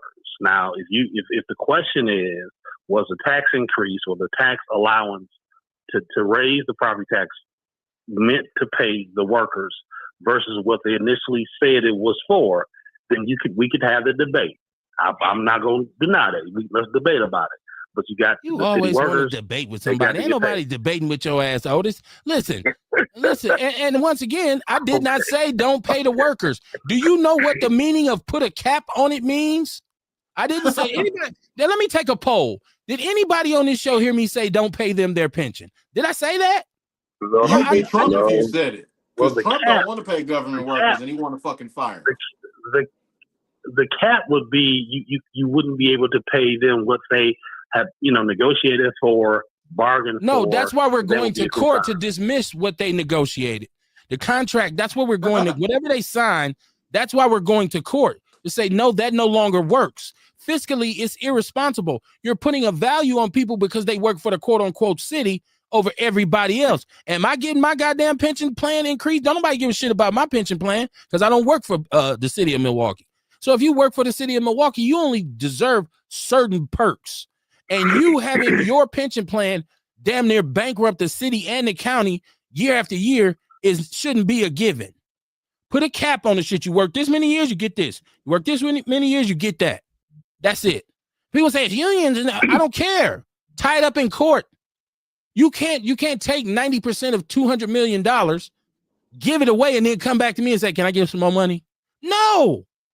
MPS still got to come in somewhere because with their $1.5 billion budget, they are facing a deficit in the future after a $252 million referendum that we just gave them that they lied about. They lied about. You sound a real Republican right now, kid. Sound a real Republican right now. No, he don't.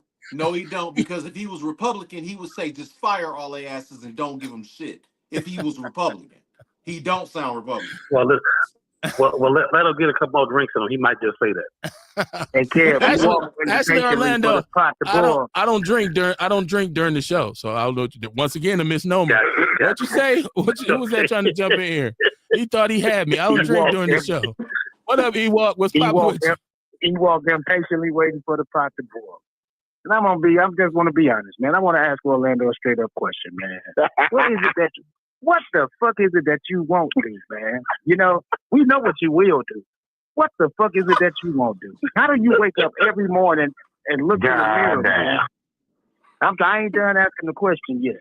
How do you wake up every morning, look in the mirror, and believe your own bullshit? How do you debase yourself every day and call yourself a man? How do you do this shit, man? And you sit around here, you get on the show, you try to lie and shit. Kev had to correct you like 10 times and shit for saying falsehoods and shit. Who you think you're fooling? You ain't fooling nobody, bro. I really want to know what the hell is wrong with you? It takes a crazy motherfucker to not realize who they are and what's really going on Earth. It's something real special wrong with you. Now, you can answer the question however you feel like it. I just wanted to ask them questions, sir. Damn. Well, it's not fair to. It's not really fair to go at our seniors because you all have achieved a level of respect and I'm 52 years old, motherfucker. You can say whatever the fuck you want to say. That's Ernest. What are you talking about? We want to give you space. I'm 52 and I ain't through. You can say whatever you got to do and do what you got to do. We're gonna give you space. So no, we don't want to hear that. I want to know why you debase yourself every day and what type of man are you and what it is that you won't do. We know what you will do. I want to know what you won't do because it seems like that you would do anything Master tell you. So my response to you, he's a horrible is, well, that's not Earl. It's Earl. Ewok. It's not Earl. Ewok. Okay. Holy Ewok. shit. All I can say to you is this, Ewok. All I can say to you is Ewok is this. I'm gonna give you the space to say whatever you need to say because you are ill. I think a lot of people want to know what. I think a lot of people on Outlaw Radio want to know the answer to that question. Well, I can't What really. it is that you won't do because we know what you will do because you're a sellout tap dancing motherfucker. What makes you wake up every day and be that, dog? What type of man are you to wake up every day and be who you are, man? You ain't worth 2 dead flies, man. You ain't worth 2 dead flies smashed together on some sticky tape next to some dog shit. That's the worst it is to black people. That's the worst that you are to black people. You ain't black. Nigga, you are that motherfucker. You are kicked out of the black community. You don't belong, and we don't want you. Nothing that you say means nothing to nobody. So I'm a control man who don't let my emotion get the best of me. Clearly, I'm not emotional. I'm just telling the truth. Hold on. What control your impulse response and let me speak then. Since you want to go there, control yourself. Because clearly you're not showing the good example of being a senior and an elder because you don't have to control your mouth. See, and here you go. I asked you a specific question, and you sitting here tap dancing around it. Wow. What is it that you won't do? What is it that you won't do? Answer that. So if you would pod down and just kind of control yourself. I'm good. There's a lot of things. So again, your question is insulting and is ridiculous on what I will not do. Again, you can disagree. You can disagree with my polished positions, but trying to denigrate someone's position of who they hold on. See, again, you can't control yourself. You're showing again. So what? Nobody want to hear your flag down ass motherfucking control yourself. Wait a minute. Stop dragging it out. Let me go to my chat room. Let me go to my chat room because the people in the chat room and it's popping. Don't drag this shit out, nigga. Mama Jenkins is in the chat room. She said, "Thank all of you. I love y'all too." Yes, Mama Jenkins, not an issue. You know we gets down with you over here. She said, and she's speaking on the mayor. She said he never stops at none of those murder sites to make a statement. No. Earl says, Orlando, go kiss more ass. Mariah Johnson, shout out to my cousin. She said, I say, fuck convo poo. I'll say it, fuck convo poo. Cavi poo. Who is that? Oh, she said Cavi poo instead of Cavalier. My goodness. It took me a while to get that one, y'all. I'm slow as a they said, Mama Jenkins said Adam Porcel is the plan. Yeah, but I want the pressure. He promised us pressure. I don't feel no pressure, brother. It's almost November, man. When it's going? Okay, coming in February in a world where there's no pressure. He was a hero to the people. Come on, man. Sonia said, I look at the news every day. This is Sonia Thrower. She said, and it's not down in Milwaukee. It got crazier. It's not down in Milwaukee. It got crazier in Milwaukee. I want to come back home, but damn, you ain't gonna be able to sit outside and enjoy yourself. So I'm just gonna stay in Arkansas and come home and visit every now and then and watch the news every day.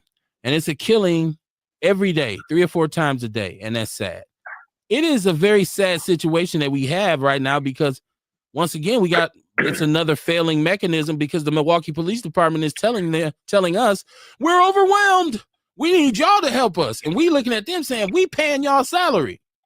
That's like me paying for my food at Burger King and then going back there cooking it. If I wanted to cook, I'd have stayed at home. Why I'm paying you to make the burger? Like, why would I need your help, Kev, if you want your fries hot? Stop it. Stop it. That sounds crazy. This is Earl said Orlando, only if Donald Trump say he will put a cap on it. That wouldn't be up to him. She said, damn, this is my cousin. Sonia Thor said, keep living, you gonna get old too. Yeah, I'm on my way, boy. I got my 50th birthday out of nowhere coming. Like, God damn, where did the time go? Earl Henny said Sambo Orlando in the house. Slumdog said, he said, what is this? Blank been kicked out of some Sambo Orlando. Been kicked out of some of the nicest neighborhoods. Who been kicked out? You, Slumdog? I should have thought of that. Somebody kicked you out? Orlando, this is Earl. He said Orlando don't go to the family cookout with the black in his family, with the black people in his family. He just firing off at Orlando. They going at it. They going at it. I wanted to talk about too. What else did we have? I keep saying I'm gonna talk about this and I haven't. Like Jasmine Crockett, and I told y'all I'm starting to watch her more. Yeah. And there's a back and forth about Jasmine Crockett, and yeah. I see Stephen A. jumped on this, and let me say, Willie D. Shout out to Willie D. Man, Willie D. was on the show a very long time ago. Willie D. is now over 1 million subscribers on his YouTube page, right? Willie is doing his thing, man, and so I gotta just Willie D. Man, shout out to Willie. Let me give Willie D. Man one of these, man. Yeah. Because he wasn't even podcasting and he came on YouTube already. is hard as fuck to get subscribers. Yes, on, man. it is, bro. YouTube is hard as shit. Who you telling? I've been hustling. Hey, I've been hustling YouTube like a motherfucker, man. Yeah, so Huh? No, I'm Now, I listening was to gonna you. say, I've been hustling YouTube like a motherfucker, man, and it's hard as shit to gain traction on there. Man. I want to say, since I've been doing this stuff, posting on YouTube, whatever, man, I've been going hard. Like y'all know, I do like 2, 3, 4, maybe 5 videos sometimes a day. And shit, I only got 700 subscribers. All you know what I mean? You In all lucky. these months. Come But on, you know we've been on there 8 years. I still got 150. see So, what I'm saying? It's hard as Kamar, you fuck. on killing us. YouTube. Oh, my YouTube sucks. I Yo, ain't listen that's to that. exciting, man. Oh, my To get God. 1 million subscribers on YouTube. Yeah. It take a lot of money and stuff to really get into Yeah, YouTube you gotta pay too, for it. to get into that algorithm. But my point Okay, was, hold on, my point was, Hey, I beg to differ because I done found it on a couple different platforms on TikTok and Facebook. You know what I Yeah. mean? It's just hard work, man. It's just right, but hard who work. are they? You But gotta who work that sees shit like it? a job. It's I like bet who you. sees it though? Like they Huh? control who actually sees it. It's like Facebook. Facebook is Well, gonna the thing control who is, sees your you gotta shit. you gotta get interactions on your shit. Right. You Yeah. know what I mean? You gotta get comments. People gotta comment. People gotta like your shit. They gotta share your shit. So you gotta get those interactions and to help the algorithm find you and know the type of people. And you know how many people are paying for bots? That you at. Huh? You know how many people who are paying for bots though? About because 30%. I had a manager. I met a music manager one time, and come on, I don't know if you remember KT Killing them, the Vietnamese rapper, the Hmong rapper when we had him on here. Right? Yes, we had a Hmong rapper on here. But when his manager, I won't say the manager name, he introduced us to a service that you could buy likes, like followers. So it was like $50 for like 5,000. And we had at one point, that's why my Instagram is high right now, because at one point I had like 4,000. I don't post on Instagram enough. So now it's probably like 1,200. But I'm saying people who have money to put into them and advertise with them and like, you know, stuff like that, they usually get further than somebody like me. Hey, who don't touch it every now and then. The thing about those followers is those don't be genuine followers. Right. Bots, you know what I mean? Genuine followers really like your content. They following you because they like your content. You paying for shit. Like that shit I don't even think that shit really matter. You know what I'm saying? Because them people, like I say, they still gotta interact. That's how you get paid. Like I can show you, you get paid for comments, you get paid for your stories, you get paid for likes, you get paid for shares. You know what I'm saying? These are all the different ways that you get paid from these videos. So you still got to get interactions. Like you could have 1 million followers, but if you ain't got no interactions, nobody really tuning in to view your shit, where you getting paid for your views too now. You know what I mean? All that shit matter, I'm telling you. Because see, I remember when I first started on TikTok, I did that follower train thing where it help you get followers, you know what I'm saying, faster. Yeah. Now, the thing about that is it was helping me get followers. Like they follow me and I had to follow them back. I'm really not into their content though, so I don't be watching and liking their shit. You see what I'm saying? Oh yeah. I've yet to crack YouTube, so I'm at a loss. I don't even know.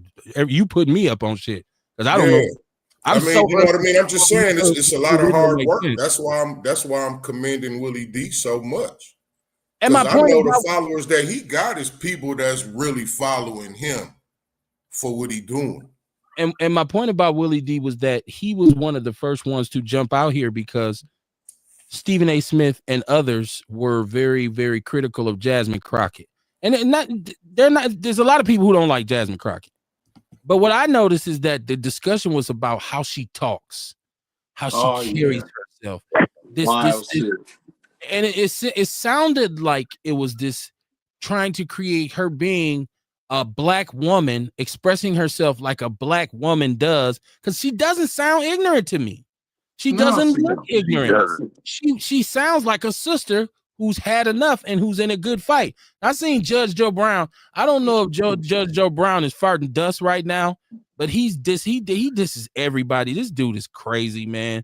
He's in the latter stages of being senile. Hold on. And Willie D was one of the first ones to champion Jasmine Crockett and shut shit down to the point where Stephen A. didn't even want no smoke with him. That's my point. he has risen to the point where they not just discount him as, oh, he's just a dumbass rapper. People are respecting his platform.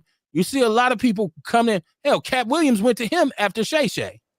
He didn't get those numbers, but that's that hard work that people respect. Yeah. And that's Jay Prince money too. Oh yeah, absolutely. That's Jay Prince money too. Courtesy call, nigga. I'm just saying that. I don't know for sure. Jay Prince is paying. I don't know.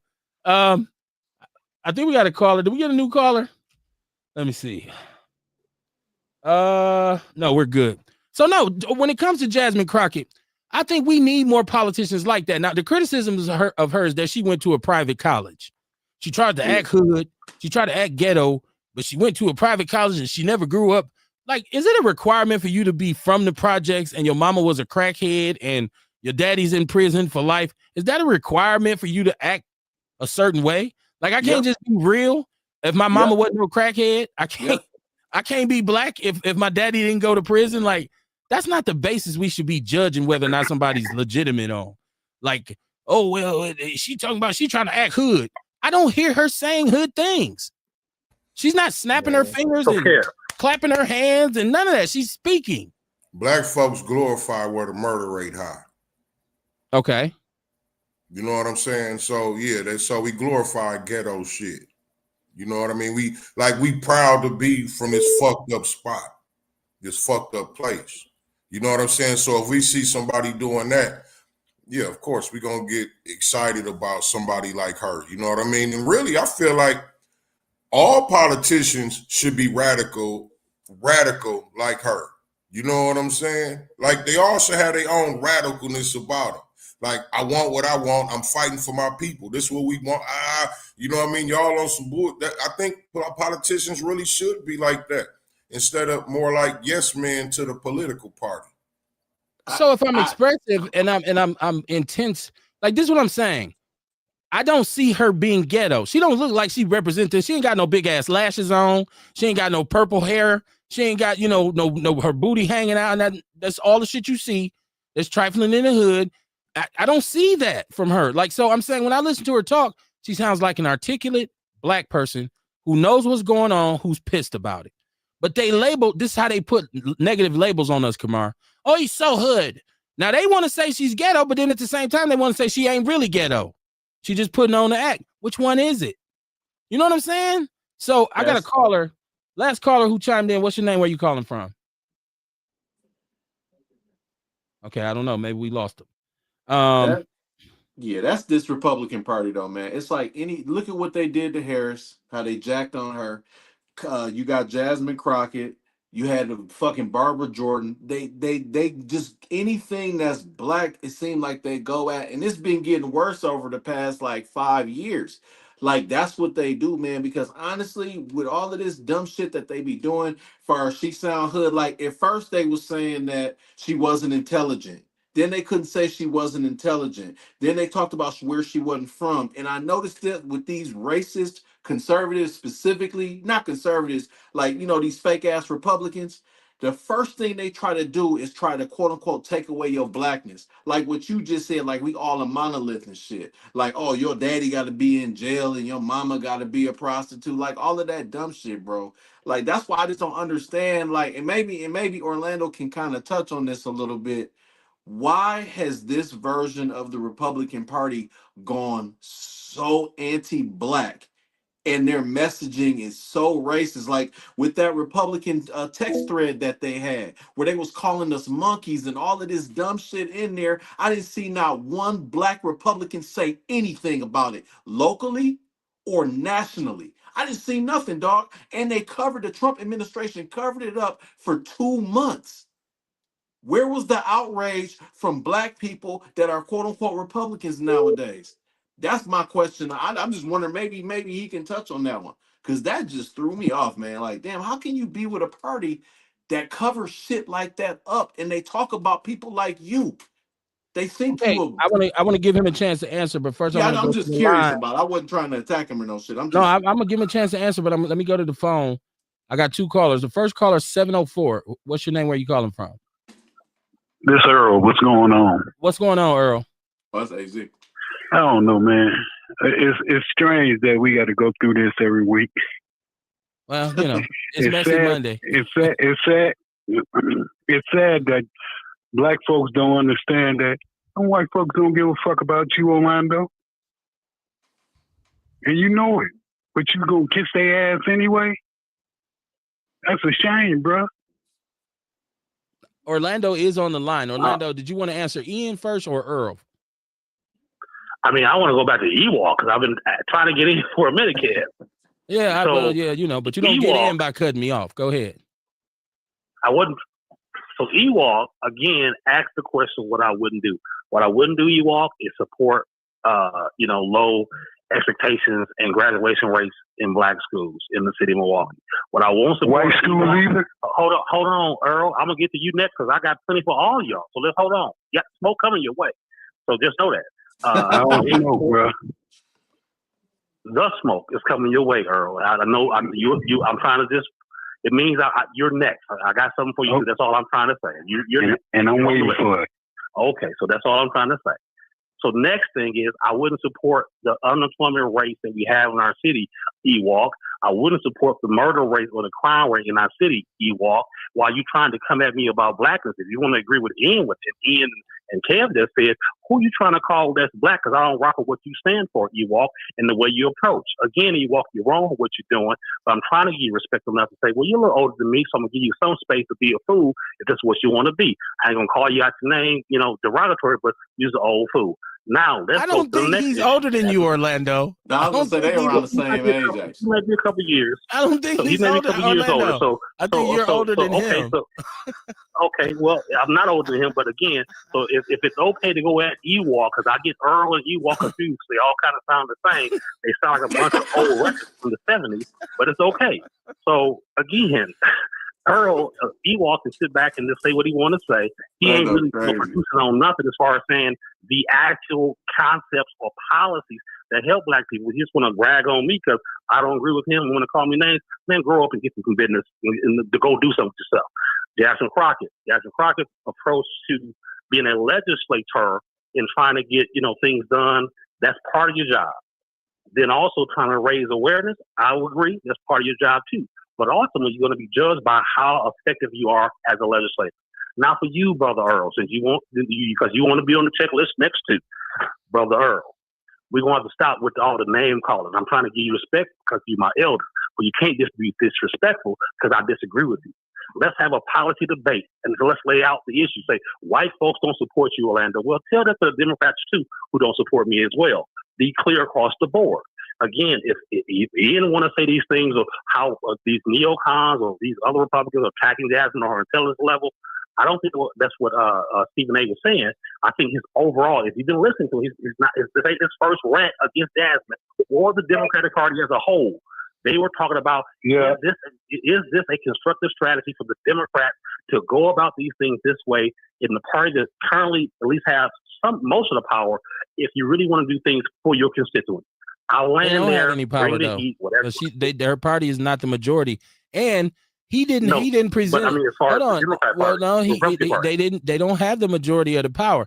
And Orlando, let's be honest, when we start talking about what her record is legislatively, he didn't present any facts. He didn't come and say, here's what you're not doing in your district. It showed that he has no clue what she's doing in her district. That's his latest rant. But if you look at his work, he has said about the things in her district in Texas on what she hasn't done. That was just the latest thing that everybody kind of worked up. Like what? I've been watching that. He's been talking shit to it. Well, Stephen A., what he does is he's like, and they made a point that you, Stephen A., will go at Jasmine Crockett, but you ran like a scared dog when Serena Williams' husband came on the Breakfast Club or on First Take and got at you about what you said about his wife.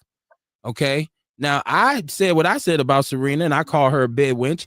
If Alex O'Hanan pull up on here, I tell him what I said. Ain't no need for me to back up. I said it again before I drop it, before I take it back. So you can go. Stephen A's going hard on a sister, but he has no smoke for these white people. Like I watch Stephen A on First Take. I watch him. He's such a fan of sports. He loves sports, right? He talks about sports.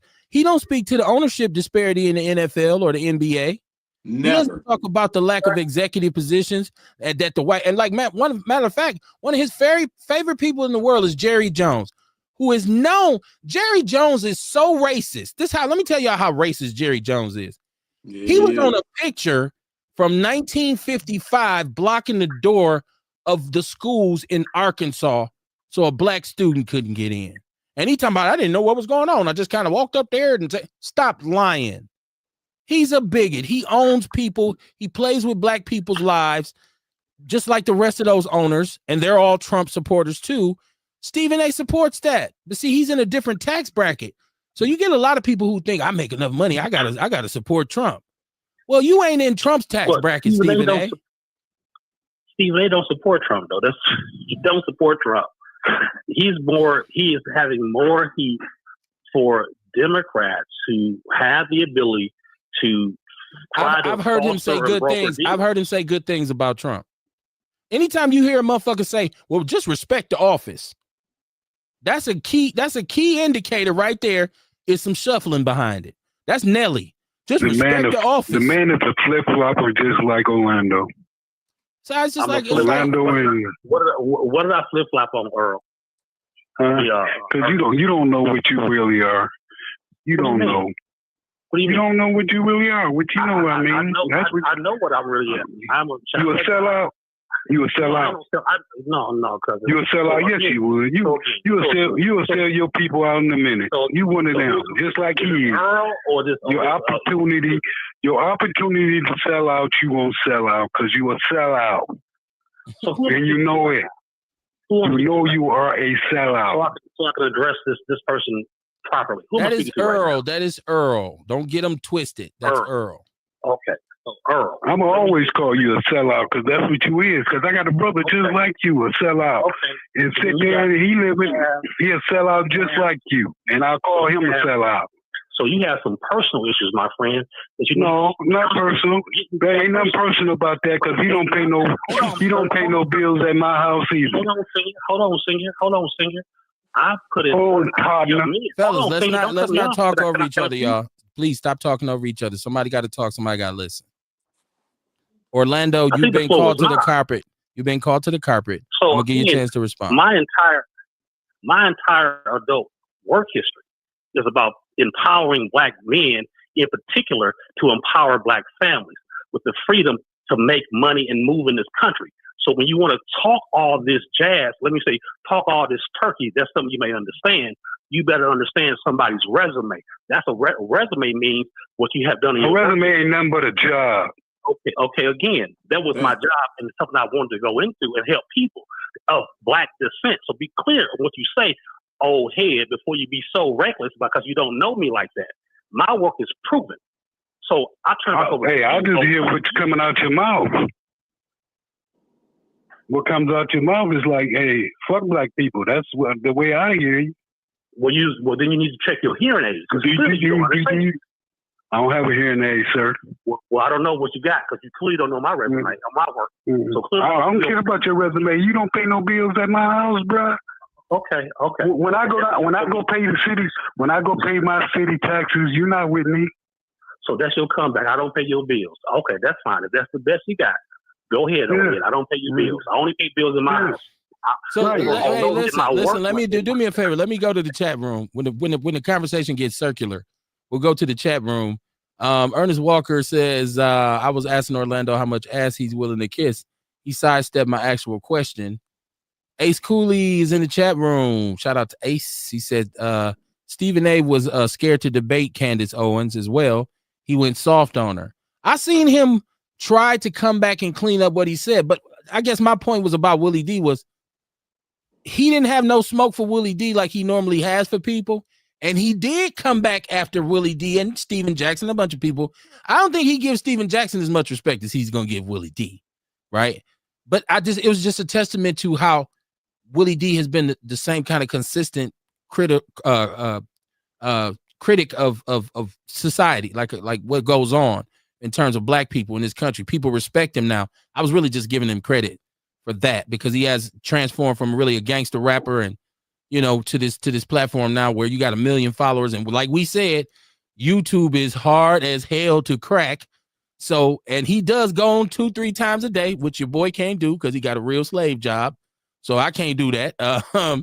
Slumdog 20 bucks said, if you don't buy what he's saying, he can't be a sellout. That's a very deep statement. But he can be a sellout even if we don't buy it, because somebody's gonna buy it. Yeah, it's a lot of people buying it. He bought it. He bought it. So somebody sold it to him.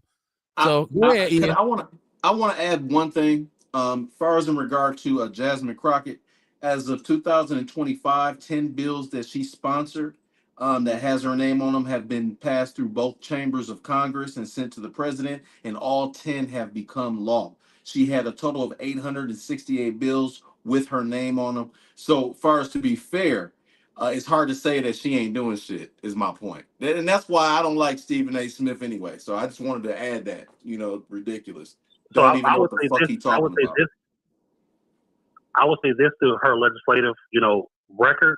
I would question how she formulated a coalition, and I doubt if that coalition is still there today, based on her rhetoric on how much she doesn't want.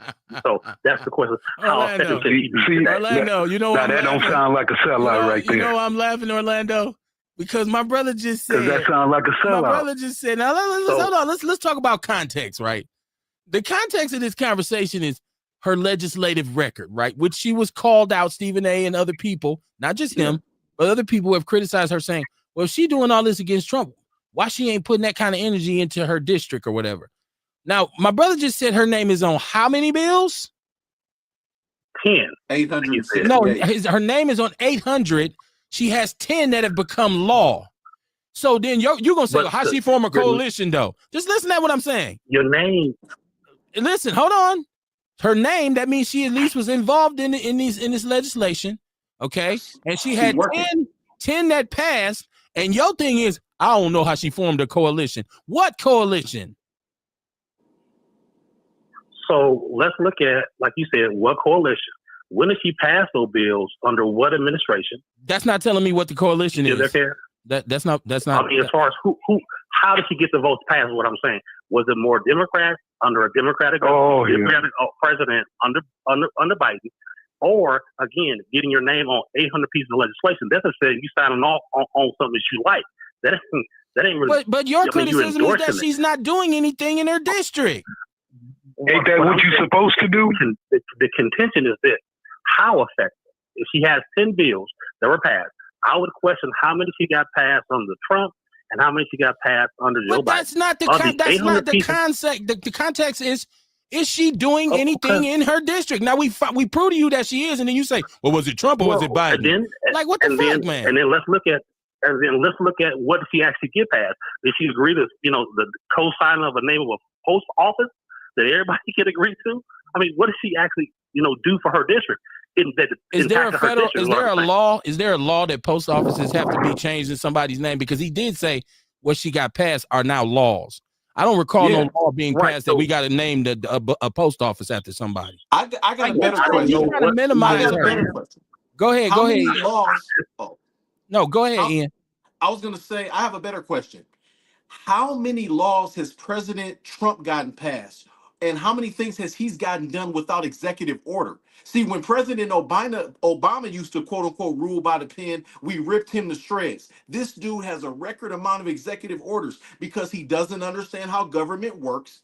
The reason why our economy is messed up and he can't do anything about it is because he doesn't understand the economy, because he has across-the-board tariffs. His tariffs in his first administration worked, and Joe Biden kept them because they were strategic. This dude is almost 80 years old. And Orlando, let me ask you this straight up and straight down.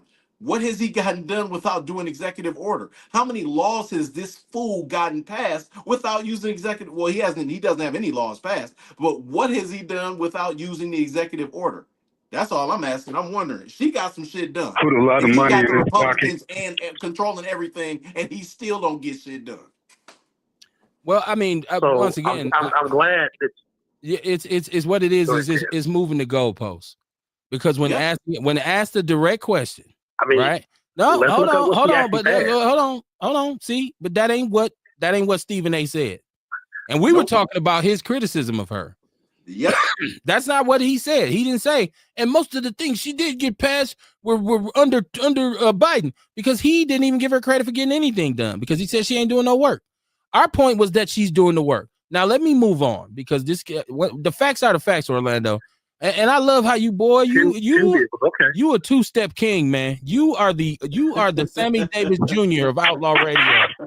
Good Lord, man. About two-stepping. You ask Orlando a question, he immediately turns into Sammy Davis Jr. And I'm telling you, babe. Come on, man. Stop it. Stop it, man. Good Lord. Ace Cooley said, Orlando. He said, are we arguing? Hold on. This is Ace Cooley in the chat room. He said, are we arguing over who got the best master? Neither one of these parties give a fuck. White supremacy is white supremacy. Rather it's Democratic or Republican.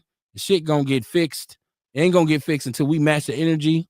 We are ran by racist Zionist motherfuckers, and they collectively got us in the blender. I disagree. I mean, I agree. I shouldn't say disagree. I agree with parts of that. I just said that's why we always here on the show call ourselves the party poopers, because we pooped on both parties. I'm not a Republican or a Democrat. I reserve the right to change my mind based on what I know. I haven't made up my mind about nothing before I do it, unless I've set a goal for myself. When it comes time to make a decision, I'm gonna gather as much information as I possibly can so that I can make the best decision. Now, this is Mama Jenkins in the chat room. She said Tierman Spencer is alleged to have swindled family in a shady real estate deal. He tells a different story. Man, shout out to Tierman Spencer, who is a friend of the show. He has been on my show. I have hung out with Tierman. We have gone to eat breakfast just to chop it up about politics and city policy. And I am very cool with Tierman Spencer. And he was the first elected Black city attorney in the history of the city of Milwaukee, not the state of Milwaukee, the city of Milwaukee. And they've been on his heels because he's already actually fighting other felony charges. There has been a campaign to destroy Tierman Spencer since he was in office.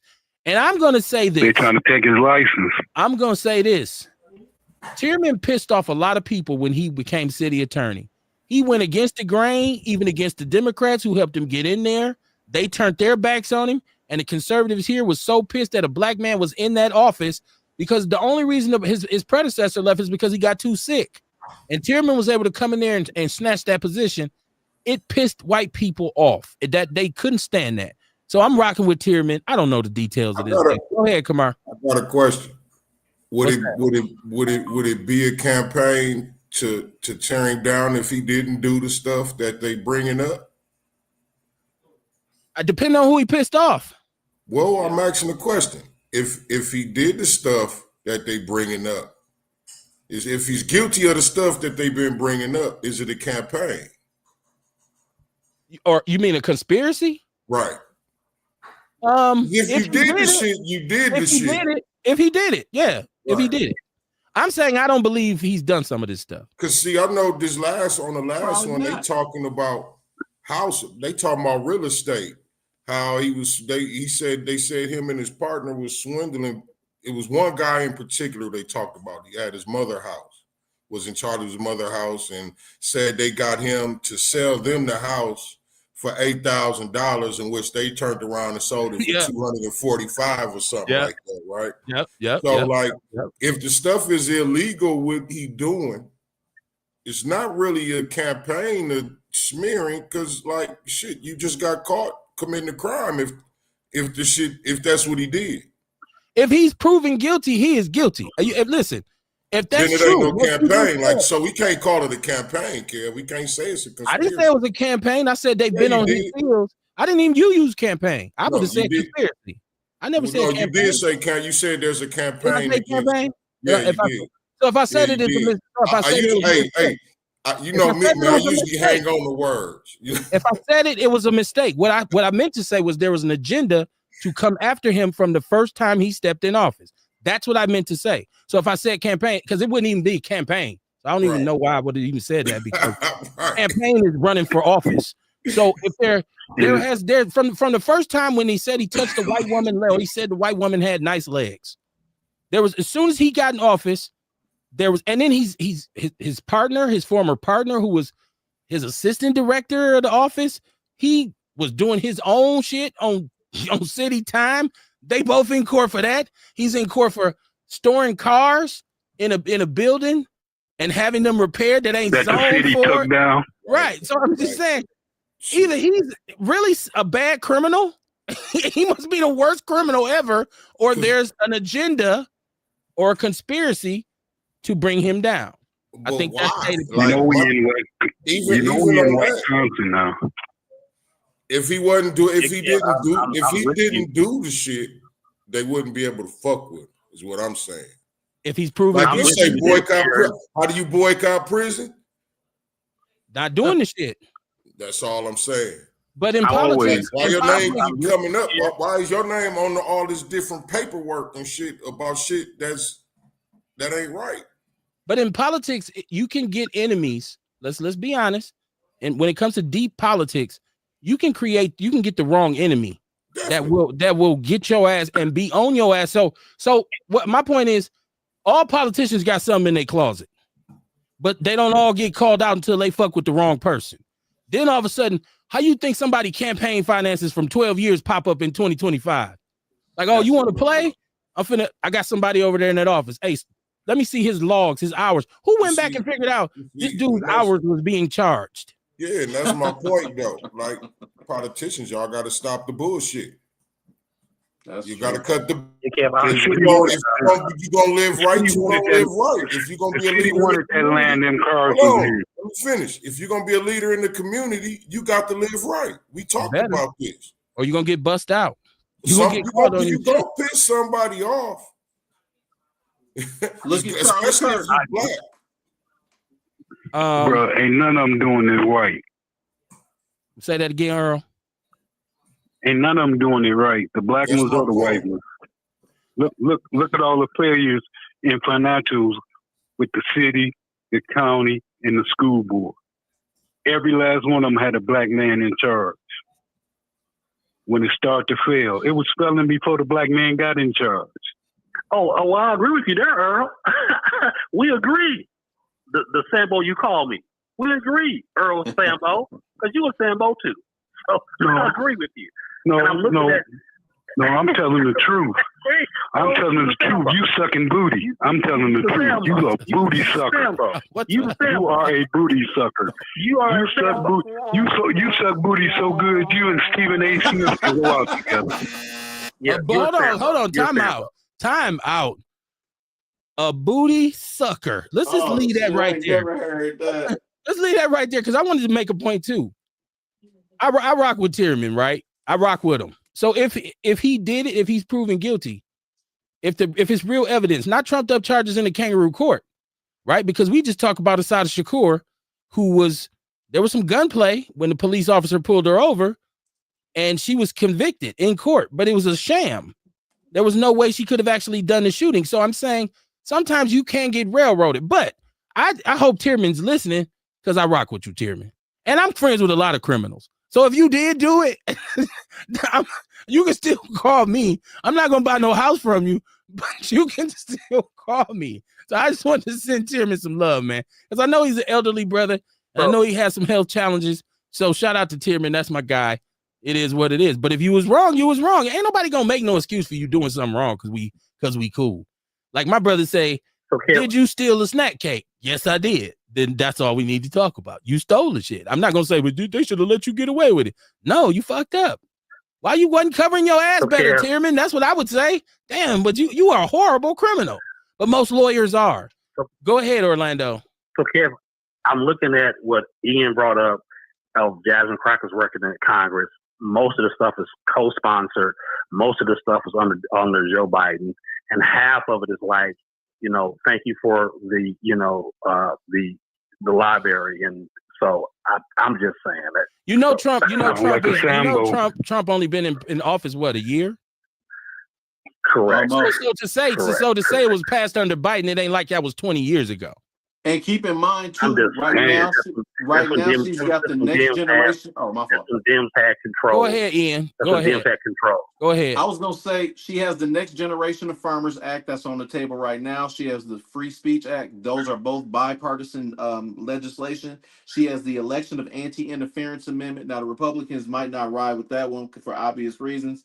And she has the Abortion Care Awareness Act. That got passed under Biden, so Orlando's correct about that. And the Alert Communities Act, which is a bipartisan bill co-sponsored by Lance Gooden to increase federal funding for states and local governments. So she is working, and she got almost 1,000 bills that she's attached to. Wait. We can leave out what was passed under Biden. The goddamn Emancipation Proclamation was passed under Lincoln. Did that make it less important? What the fuck are we talking about? Exactly. Work is work. No, you're minimizing. You're trying to minimize her. Sambo. I'm just giving the record. The numbers don't lie. I'm just giving the record. Yeah, the numbers don't. She got more. Listen. She got one 10 one thing we know on this show, and we can all agree with this, she's got more done for her district than you have, Orlando. So you have no right to criticize her. Well, hold on, okay. If we're going to, I mean, again, we can say the same about Chevy. We can say the same about any other. None of us are elected. Let's say it. So let's say it. If you ain't getting things done, you're not getting them done. What's the issue? I'm just saying, Chevy has passed things that you may disagree with. What he passed? What he passed? I mean, coming out of the whole reckless driving, trying to move toward. What did he pass? So again, if you don't like it, what did he pass? Be specific about what he passed. First of all, he can't pass anything because he's. That's what I was about to tell you. You said it. I didn't say it. You said it.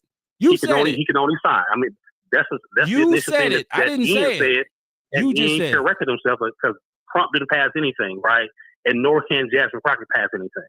She can vote for it. I understood what he meant, and I understood what you meant. So you don't understand what I meant, though.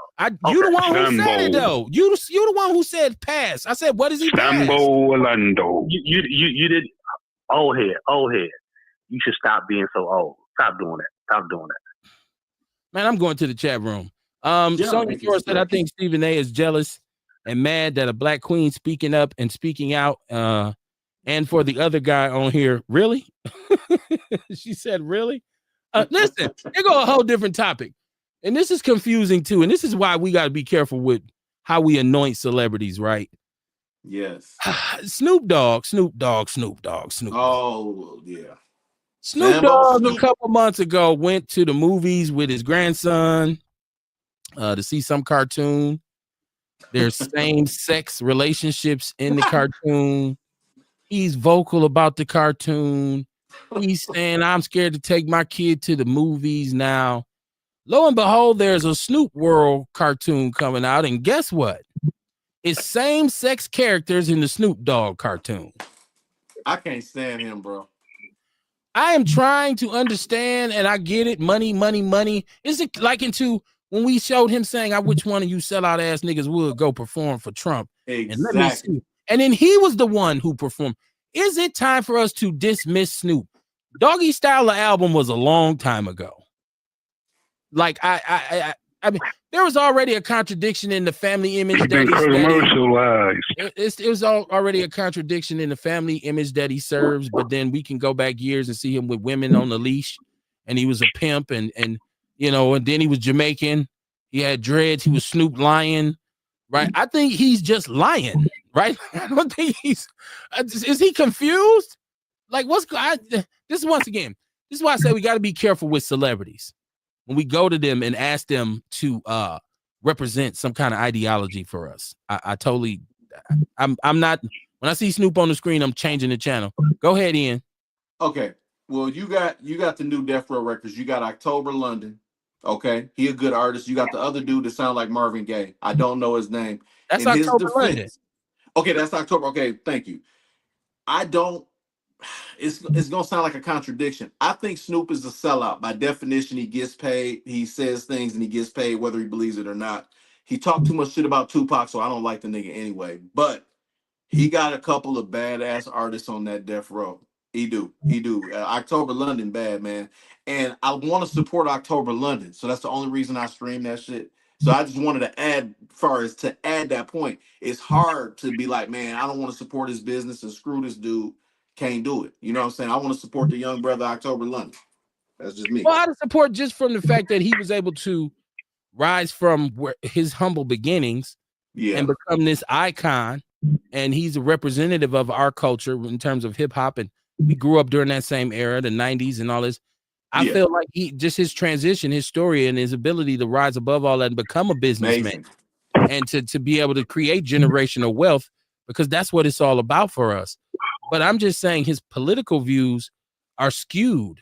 Like, I can't trust him on any kind of social commentary, especially when you come out. But I don't know if this was a result of them LGBTQ whatever is getting on your ass so bad about what you said, is that you said I'm gonna repair that bridge by bringing them into this in my movie.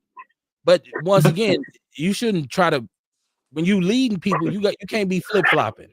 You can't be one day this and then the next day that. It just creates confusion. And he's a rapper, you know, and yeah, but I think he's somebody who has influence. He's like, he a rapper. Oh well, he is a rapper, and you know, we're not surprised. That's why that's funny. Rappers are, you know, I believe the socially conscious rappers, who actually stand for something. I'd rather listen to somebody like Chuck D talk about politics, or somebody like KRS-One talk about social commentary. I don't look at Snoop as the person to do that. Like, let me hear what Snoop had to say and about Willie D. Well, yeah, but Willie D is very informed. That's just like saying, let's hear what Orlando has to say. Willie D is very informed. I mean, Orlando, you'll be intellectual. You'll be intellectual. Willie D, hold on. Willie D is very informed, and Willie D is in the community. I don't know. I've seen his podcast. He's very much one side. He's clearly a Democrat kind of dude. He definitely leans. I've seen his podcast a few different times, and it's pretty much because he's for black people.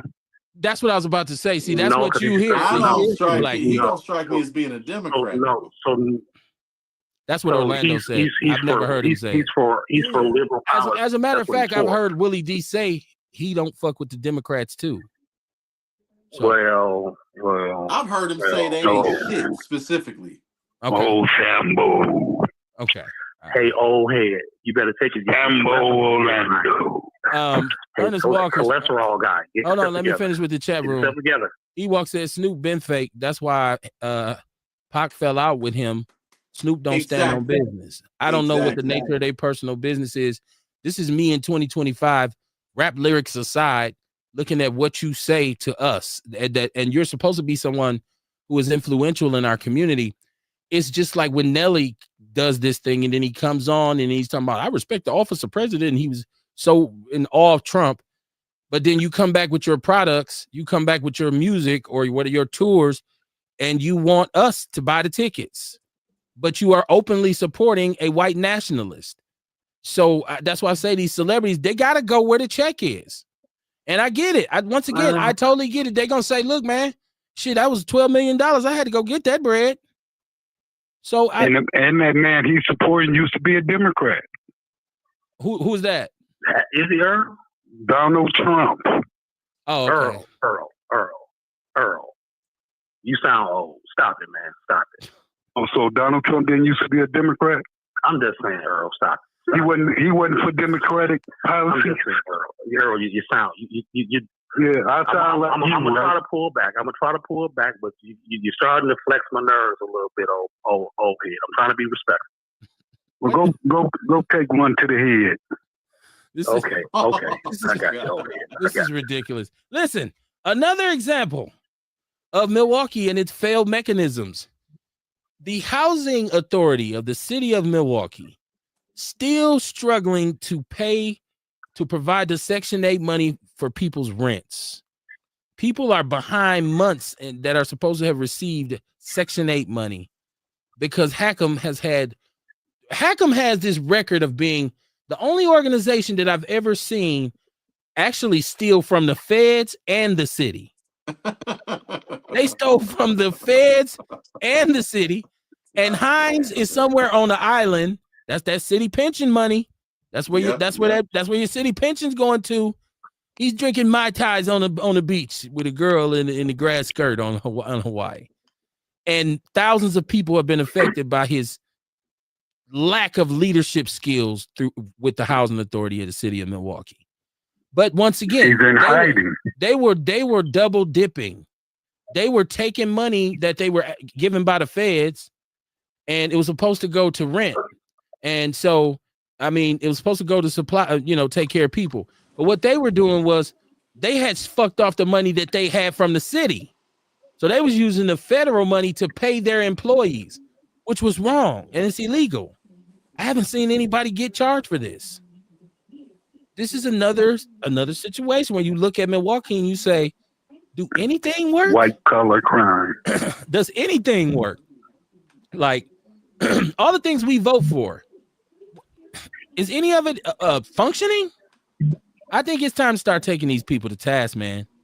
Like I feel like we've existed too long with letting the same people do the same thing over and over and over and over. We don't ask questions. We don't challenge. That's why people were mad. That's why they're mad at. That's why they're mad at Jasmine Crockett, because she's calling people out saying, "Yo, this is wrong. That's racist. We shouldn't be doing that." And they've set out with Kamar. They set out with a campaign against Jasmine Crockett. I won't be surprised if she get pulled over with some weed. Like whatever she's doing wrong right now, they're going to catch her. I don't care what it is. Like she used the bathroom in the city hall in the office and didn't flush the toilet. That shit will be on the front of the USA Today, man. So that's why I commend her. And I'm not a person who like gets into talking heads, but and Orlando will be a witness for him. This only if you would sit back and just take your Geritol and be quiet. That's the only way I would do it. Don't take Geritol. So hold on. Ewok is saying in the chat room. Hey, listen, hold on. Let me read this comment. Ernest is in the chat room saying Trump just commuted Diddy's sentence. He said that came from Willie D. I got to look into this when we get off the show. Obviously, I'm not mad. Because he a rapist just like him. All rapists are stick alike no matter what color they are. I'm not mad that Diddy is getting commuted because they didn't prove that he raped anyone. We know he beat somebody's ass, but they didn't prove that he raped anyone, and he beat his RICO. So he probably deserves to get it commuted. Now I'm gonna step away for a second. Kamar, what I want you to do is talk about House of Vitality real quick, and talk about what you got going on, because I seen that the Sherman Phoenix was having some not issues. I seen a letter that they posted encouraging more community involvement. So I want to be able to see what you're doing down there on here as well. So, and I don't know if this ain't nothing about they foot traffic. I just read the letter that's saying, hey, this is an incredible thing. Please support it. So I'm gonna give you a chance to do that. I'm gonna step off for a minute. Go ahead.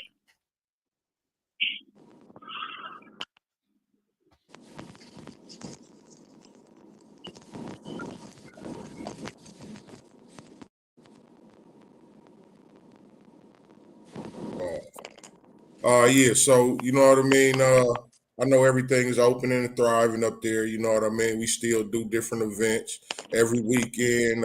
I ain't too sure exactly what that was about, but I think they was just talking about different changes being made or whatever that they was making.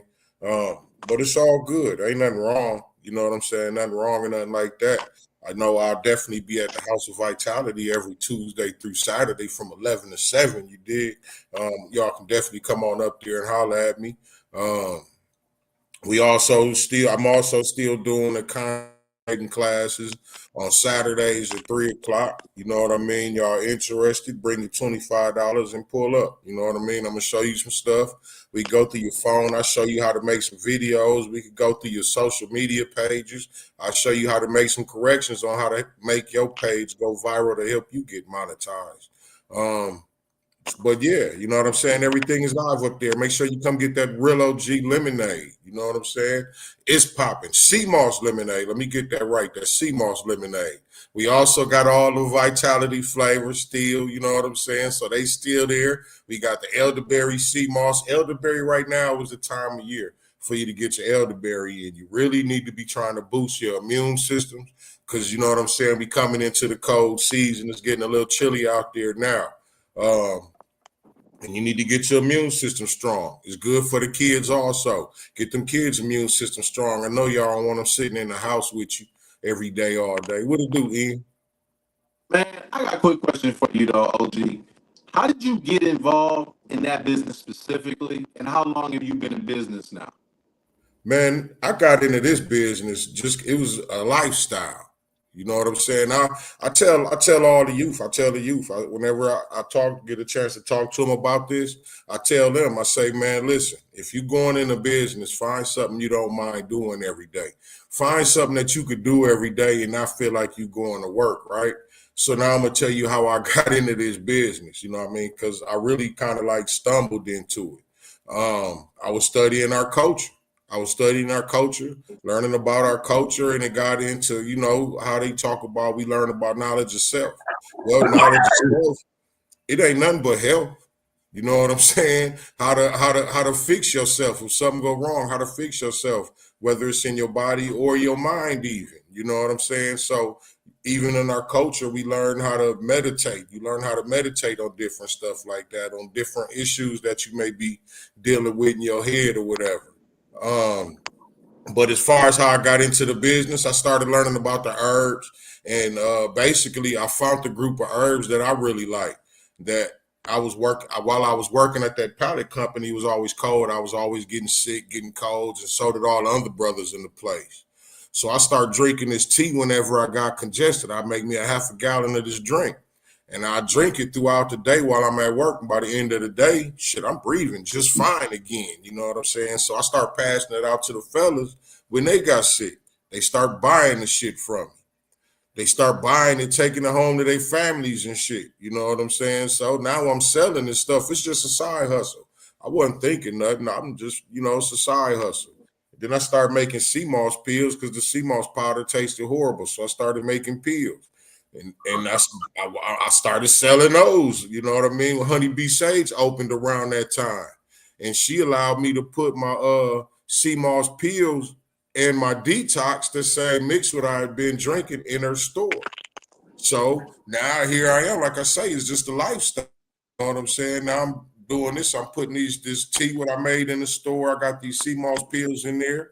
And I took a short-term leave. I was able to get away from my job for a few months to see if I could sustain myself. I was able to sustain myself. It was a day after I was supposed to go back to work, and my boss texted me and said, "Hey, you coming back to work or what?" I texted him back, "Or what?" and never looked back. You know what I'm saying? And I just started making more products after that. And eventually, me and my girl met. And I was making this sea moss tea that I was drinking at home already, me and my kids, you know what I'm saying? We drinking this sea moss tea. I wasn't thinking nothing of it. I wasn't thinking nobody else to really like it. Then I met her and I started giving her a cup every morning, right? She put some in the refrigerator one day and went back for it to heat it up and tasted it while it was cold and was like, "Hey, you need to bottle this shit up." And I tasted it. And I was like, man, this kind of good. So not that same week, but that next week, it was a vegan fest. I made 90 of them bottles and sold them all for $8 a bottle. Sold out that day. And I came home and told her, I said, "Yep, this our ticket right here. This what we own." And I just let my creativity run wild. Playing with flavors, playing with drinks and stuff like that. You know what I mean? And now I got all kind of drinks. I got drinks that I want to sell that I ain't even got no room in the store for. I got to get another cooler and shit. You know what I'm saying? Like, like I say, it's got to be a lifestyle. So it's just something I do. Everything that I do, I got at the store that I had or whatever. It was something that I was doing at home already. I don't know. It's not me dropping you, Ian. That's your computer or whatever it is that's dropping you. I don't know why it's doing it. Shout out to you, Kamar, for the journey. And I'm glad that you invested in something that could be positive for the community. And I as many times as people can hear that story, I want them to hear it. So that's why I said, because you came late and you didn't really get to one black woman lover and all that. You didn't get to do all that. So I should have did it, right? I mean, every time you don't do it, I'm like, all right, well, you got to say something. Orlando said, "Kevin, I am still waiting for my invite to the show." for my invite to the show. He said, I'm just saying I am an outlaw. You know what? I don't mind you coming on the show. I don't. I like to see him on there. I'm telling you, listen. It's a ratchet part of me that like the commentary when Orlando come on. You know what I'm saying?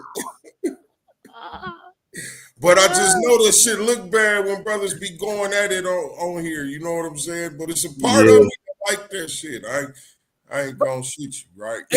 It's also a necessary. I think it's necessary for us to have places where we can have heated debates. Yeah. Right? Nobody, in my opinion, wants to see a show where everybody agrees about everything. No. I tell people this all the time. The prerequisite for being on Outlaw Radio is that you agree with everything I say. I think because I'm a loud, I got a big ass mouth, and I might hang up on you. I may or may not, depending on what you say. People might say, well, if you don't agree with him, but I entertain different opinions from people all the time. I think that's variety is the spice of life. And we need, because more often than not, if we face to face in a lot of places and we get to debating, somebody will get stomped out. Oh, hell yeah, for sure. Yeah, that's true. So we got to have places where we can engage. And so I watch a lot of podcasts. I watch a lot of other stuff. And a lot of times you're watching something and it's so slanted that you don't really get you don't get the big picture. You don't get all the facts because everybody on there is on the same page and they don't ever disagree. It's like, damn, how all y'all think the same thing? That shit sucks. So, but it's people do that and it works for them. Yeah. But the reality is we're not always going to agree on everything. And we could go so far where we are ready to, ride and die. But then it'd be like, well, hold on, dog. I don't do that. It's like, oh, I thought you were with me. Well, not on that. No jail food for me. Right. Well, no jail food for none of us, hopefully. God willing. Right.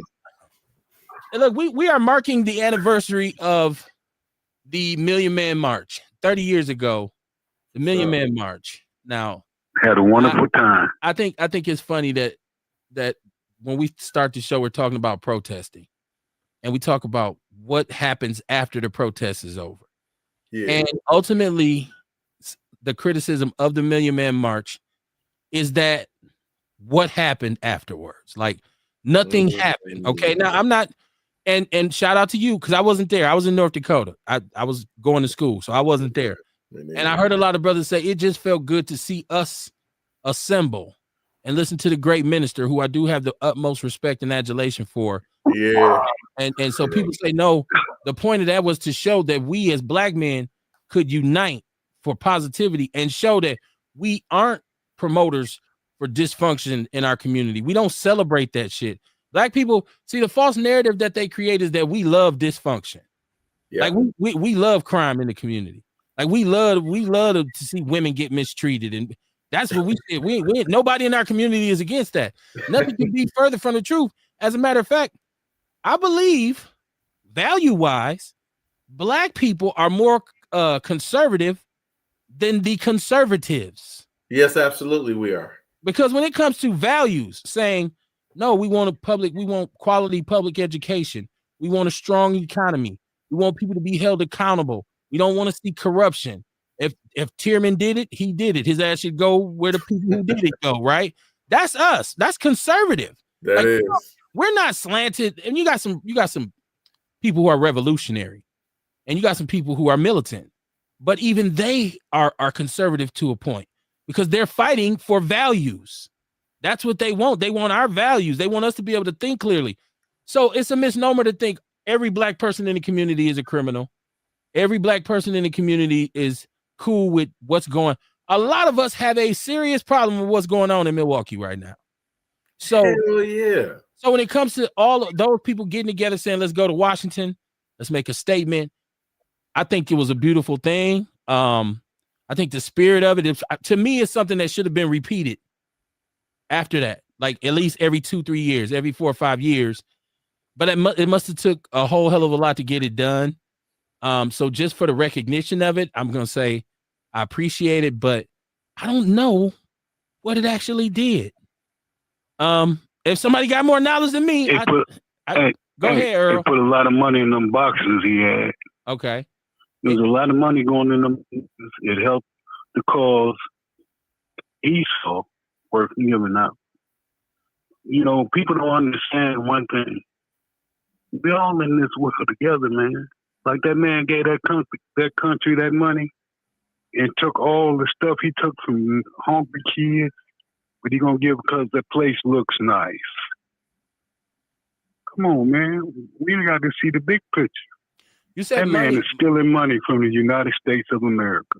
Wait, hold on, because I feel like it's two different birds. You said money because we were talking about the Million Man March.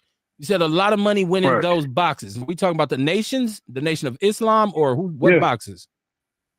The boxes are Nation of Islam boxes. He got a lot of money. I seen money going in them boxes that they was walking around carrying. Okay. They was putting a lot of money in there. I didn't know there was money boxes. The only thing I'm saying is, he had a bunch of them. I didn't know that. But he also paid for a lot of stuff. Okay. You know, they charged the Nation of Islam a lot of money to have that. Okay. Yeah. So, I mean, I enjoyed myself. I got a concept of what I wanted to feel. I was happy that we could come together. I was wishing I ran into a brother like Orlando, but I don't think it was many of them there. So I'm confused on what Earl is saying. So you're saying they was collecting money at the event, and he got a lot of money. They helped pay bills. Yeah, he had to pay a lot of bills. Okay. Because it sounds like you're trying to disparage, you know. No, I wasn't. Because that's the way you thought. So you gonna have to talk faster than that old head. Because it sounds like okay. Well, I'm gonna talk like a white boy then. Orlando, the man, he wasn't doing that, dog. He made enough money to pay the bills for having the Million Man March. Okay. There was a lot of bills with the Million Man March. Right. I got you over here. I got you now.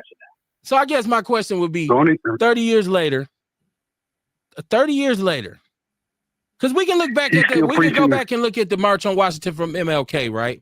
And not that he did it all by himself, but it's a moment in time. And there was, after that, I think more people were polarized to lean towards, hey, we need to do something about this. This whole civil rights thing. Once again, I think hindsight is 2020, and I feel like we should have been fighting more for empowerment than inclusion. But that's another episode.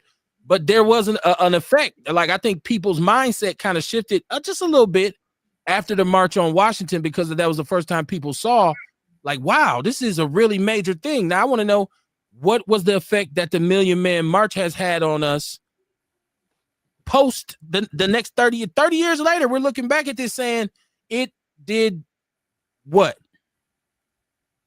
Like, what did Obama's presidency, years later, the effect, what did it have long term? It made us feel good that he was there, but legislatively, it wasn't a whole lot of benefits from Obama's presidency. Go ahead, Ian. You don't got to put your hand up either. Just I feel like I'm preaching again. Hey, Ian, look, you get the feel of it where you just know when and where to jump in at, right? Yeah, I be over here playing double dutch and shit. Hey, I'll be over here playing double dutch and shit, right? No, I feel like in regard to the Million Man March, I think it really did put the Honorable Louis Farrakhan on a different level, in my opinion, because because dude, the reason I'm saying that, because I went to Riverside, and then they had Khalil Muhammad came to our school right after that. You know what I'm saying? Like, they was around like right after that. I had met him. I met some of the other brothers in the nation. You know, and I never would have heard of them if it wasn't, because we all knew who Louis Farrakhan was, obviously, but we didn't know none of his understudies and them other brothers, man. Like my cousin, everybody look up Clarence X in Ohio, man. He did his thing. He went and did a bid.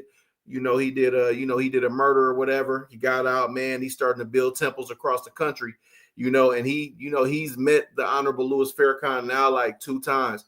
And I think that's what happened, because a lot of brothers I grew up with I got a whole third of my family that's in the nation. You know what I'm saying? So I get that. That's what I think happened. So let me, and Kamar, I want to get your opinion on this too, but I want to say this before you do.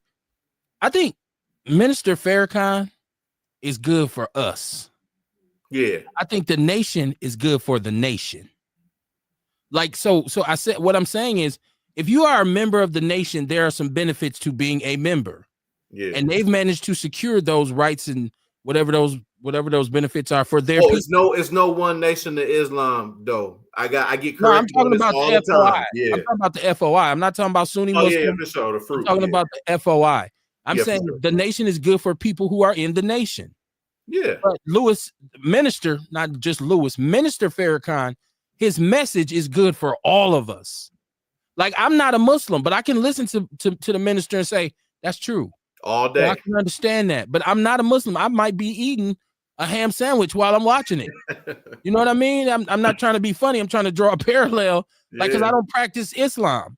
No. So, but I can, he says a lot of things where I can say that's a nugget. Oh, that's a gem. I can draw from that.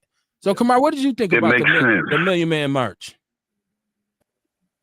I thought it was a dope look for the culture.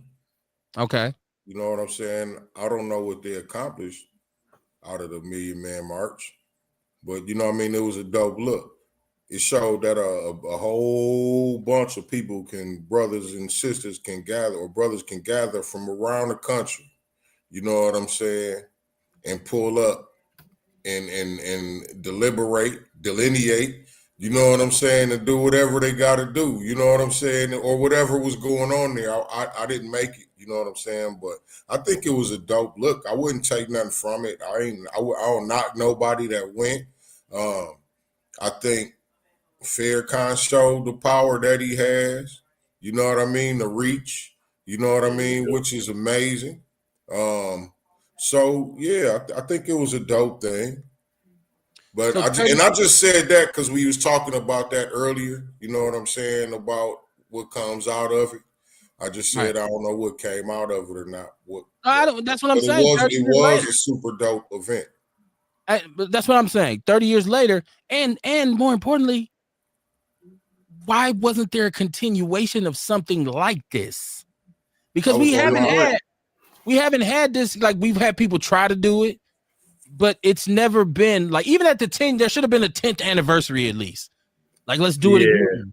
You know what I mean? So I'm just asking a question. I'm like Ian. I had my hand up in class, like, I got a question. You know what I'm saying? But I'm not downing it or criticizing anybody. Now, I also know, like, I know how networking works, right?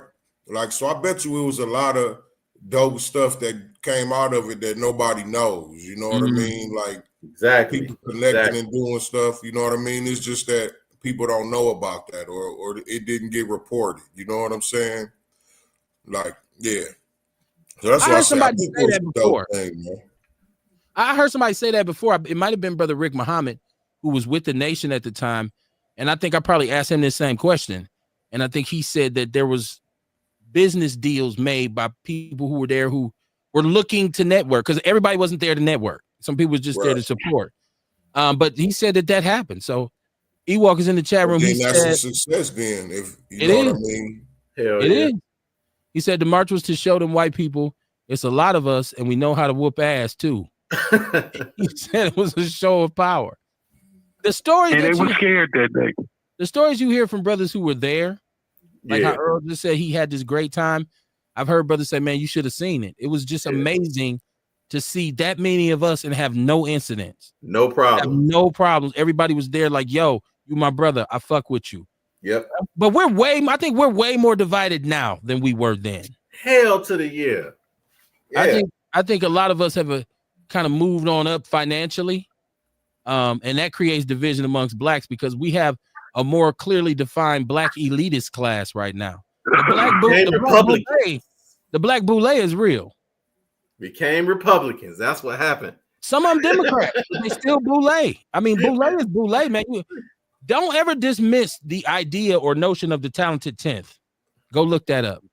You start talking about the black boule.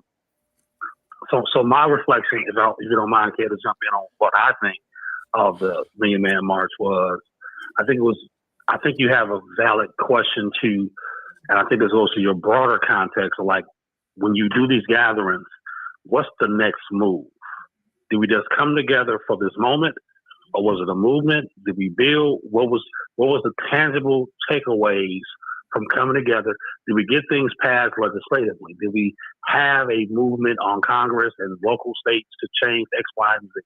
So I think you have a valid question that it is great that men came together. And before old heads say Sambo, let me clearly say this. I support some of the things that the nation supports, especially when it comes to masculinity in men. Again, going back to, I want to say, was it Ewoks? What won't you do, Orlando? I don't support homosexuality, Ewok, or trans. That's not what I want to do. So I think there was some connection. Why does that scare you? Because I'm a man. It's finna Why would that scare you then if you a man? I'm a man, and I'm a man of God. I'm a man too. Listen, I'm a man too. You shouldn't even be questioning right now, old head. We ain't got enough time for it. It's about to go, dog. I'm asking you a question. It shouldn't even be a question, old head. It shouldn't even be a question. Really, you just being contrary just for the sake of being contrary. Christians can't judge like that, though, homie. Christians don't just kick people out of the country or cut health care for millions of poor people, dog. Again, we're not gonna have this question. Why would that? Why would somebody's sexuality be a problem? So when we talk about black community and black families, that is a problem. So if you wanna rock with the LGBTQ and the gay community, old head and Ian, if that's what y'all want to do, hey man, wave that flag. Go so rock listen, out. what we're not gonna do is start a whole other show at the end of the show. Yeah, that's a whole other discussion. What I'm gonna do is this. Before I go, I just want to say this, and then I'm gonna let Kamar hit us with some OG shit, and we're gonna be able to lay it down for the night, and we'll be back to fight another night on Wednesday. But right now, there's legislation going through the House right now, and the Republicans are proposing that we change the laws in Wisconsin to eliminate the need to have a permit to carry a concealed weapon. Now, here's the deal. That could be a good and a bad thing, right? But the fact of the matter is that people who are criminals, who irresponsibly own firearms, don't abide by the laws anyways. Never. Every time you come up with a law, I don't even think this will pass, first of all, because it's been tried before and they've shot it down. But the people who are criminally involved with firearms, they aren't checking the law. I'm not even supposed to have this. So every time you pass legislation, you are regulating the responsible firearm owners more. So if you say, well, we're going to extend, I'm not against extended background checks because I think they should be done. But criminals don't go to the store and say, hey, run my background so I can get this pistol. It's going to slow me down. You know what I'm saying? But I just think it's a fine line. I think enough in terms of the ability to carry a concealed weapon. It's fine where it's at. It's fine where it's at because once again, if you're a responsible gun owner going to get that permit, you have to go through some training. You have to go into some classes. It builds your awareness about possessing a firearm, what's legal, what's not illegal, how to maintain it, how to operate it. So that in itself is a plus. But I don't think we need to just say fuck it then, because we already basically in Wisconsin, it's an open carry state anyways. So you don't even you can just have your shit on your hip. Now that's dangerous because that draws some attention, and we've seen individuals get their guns stolen from them and used on them. But I don't think we need to adjust that law. I don't think we need to change that to say we no longer need permits to carry concealed weapons. Buying one is different. Carrying it out in public with this weapon hidden on your person, that's pretty dangerous in itself already. So we want to regulate the people that get these permits. Ian, I see you got yours. Hell yeah. Okay. I don't have one because it's an open carry state. So I just have my shit where they could see it. Like if I am armed, hold on, because I'm not a felon. But there's some benefits to having it. Kamar, hit us with some OG shit, man, so we can get up out of here. You muted. Real OGs know you got to spoil a woman that loves you. You do not spoil a woman to love you. Stop me when I'm lying. Real shit. That was good. That was good, boy. That was good. I like that. Yeah, that's some real shit, dog. Yeah. I will see y'all Wednesday, man. Peace and love. Please share the show. Shout out to everybody who called in. Shout out to the Outlaw family that rock with me, man. I'll see y'all Wednesday. Peace.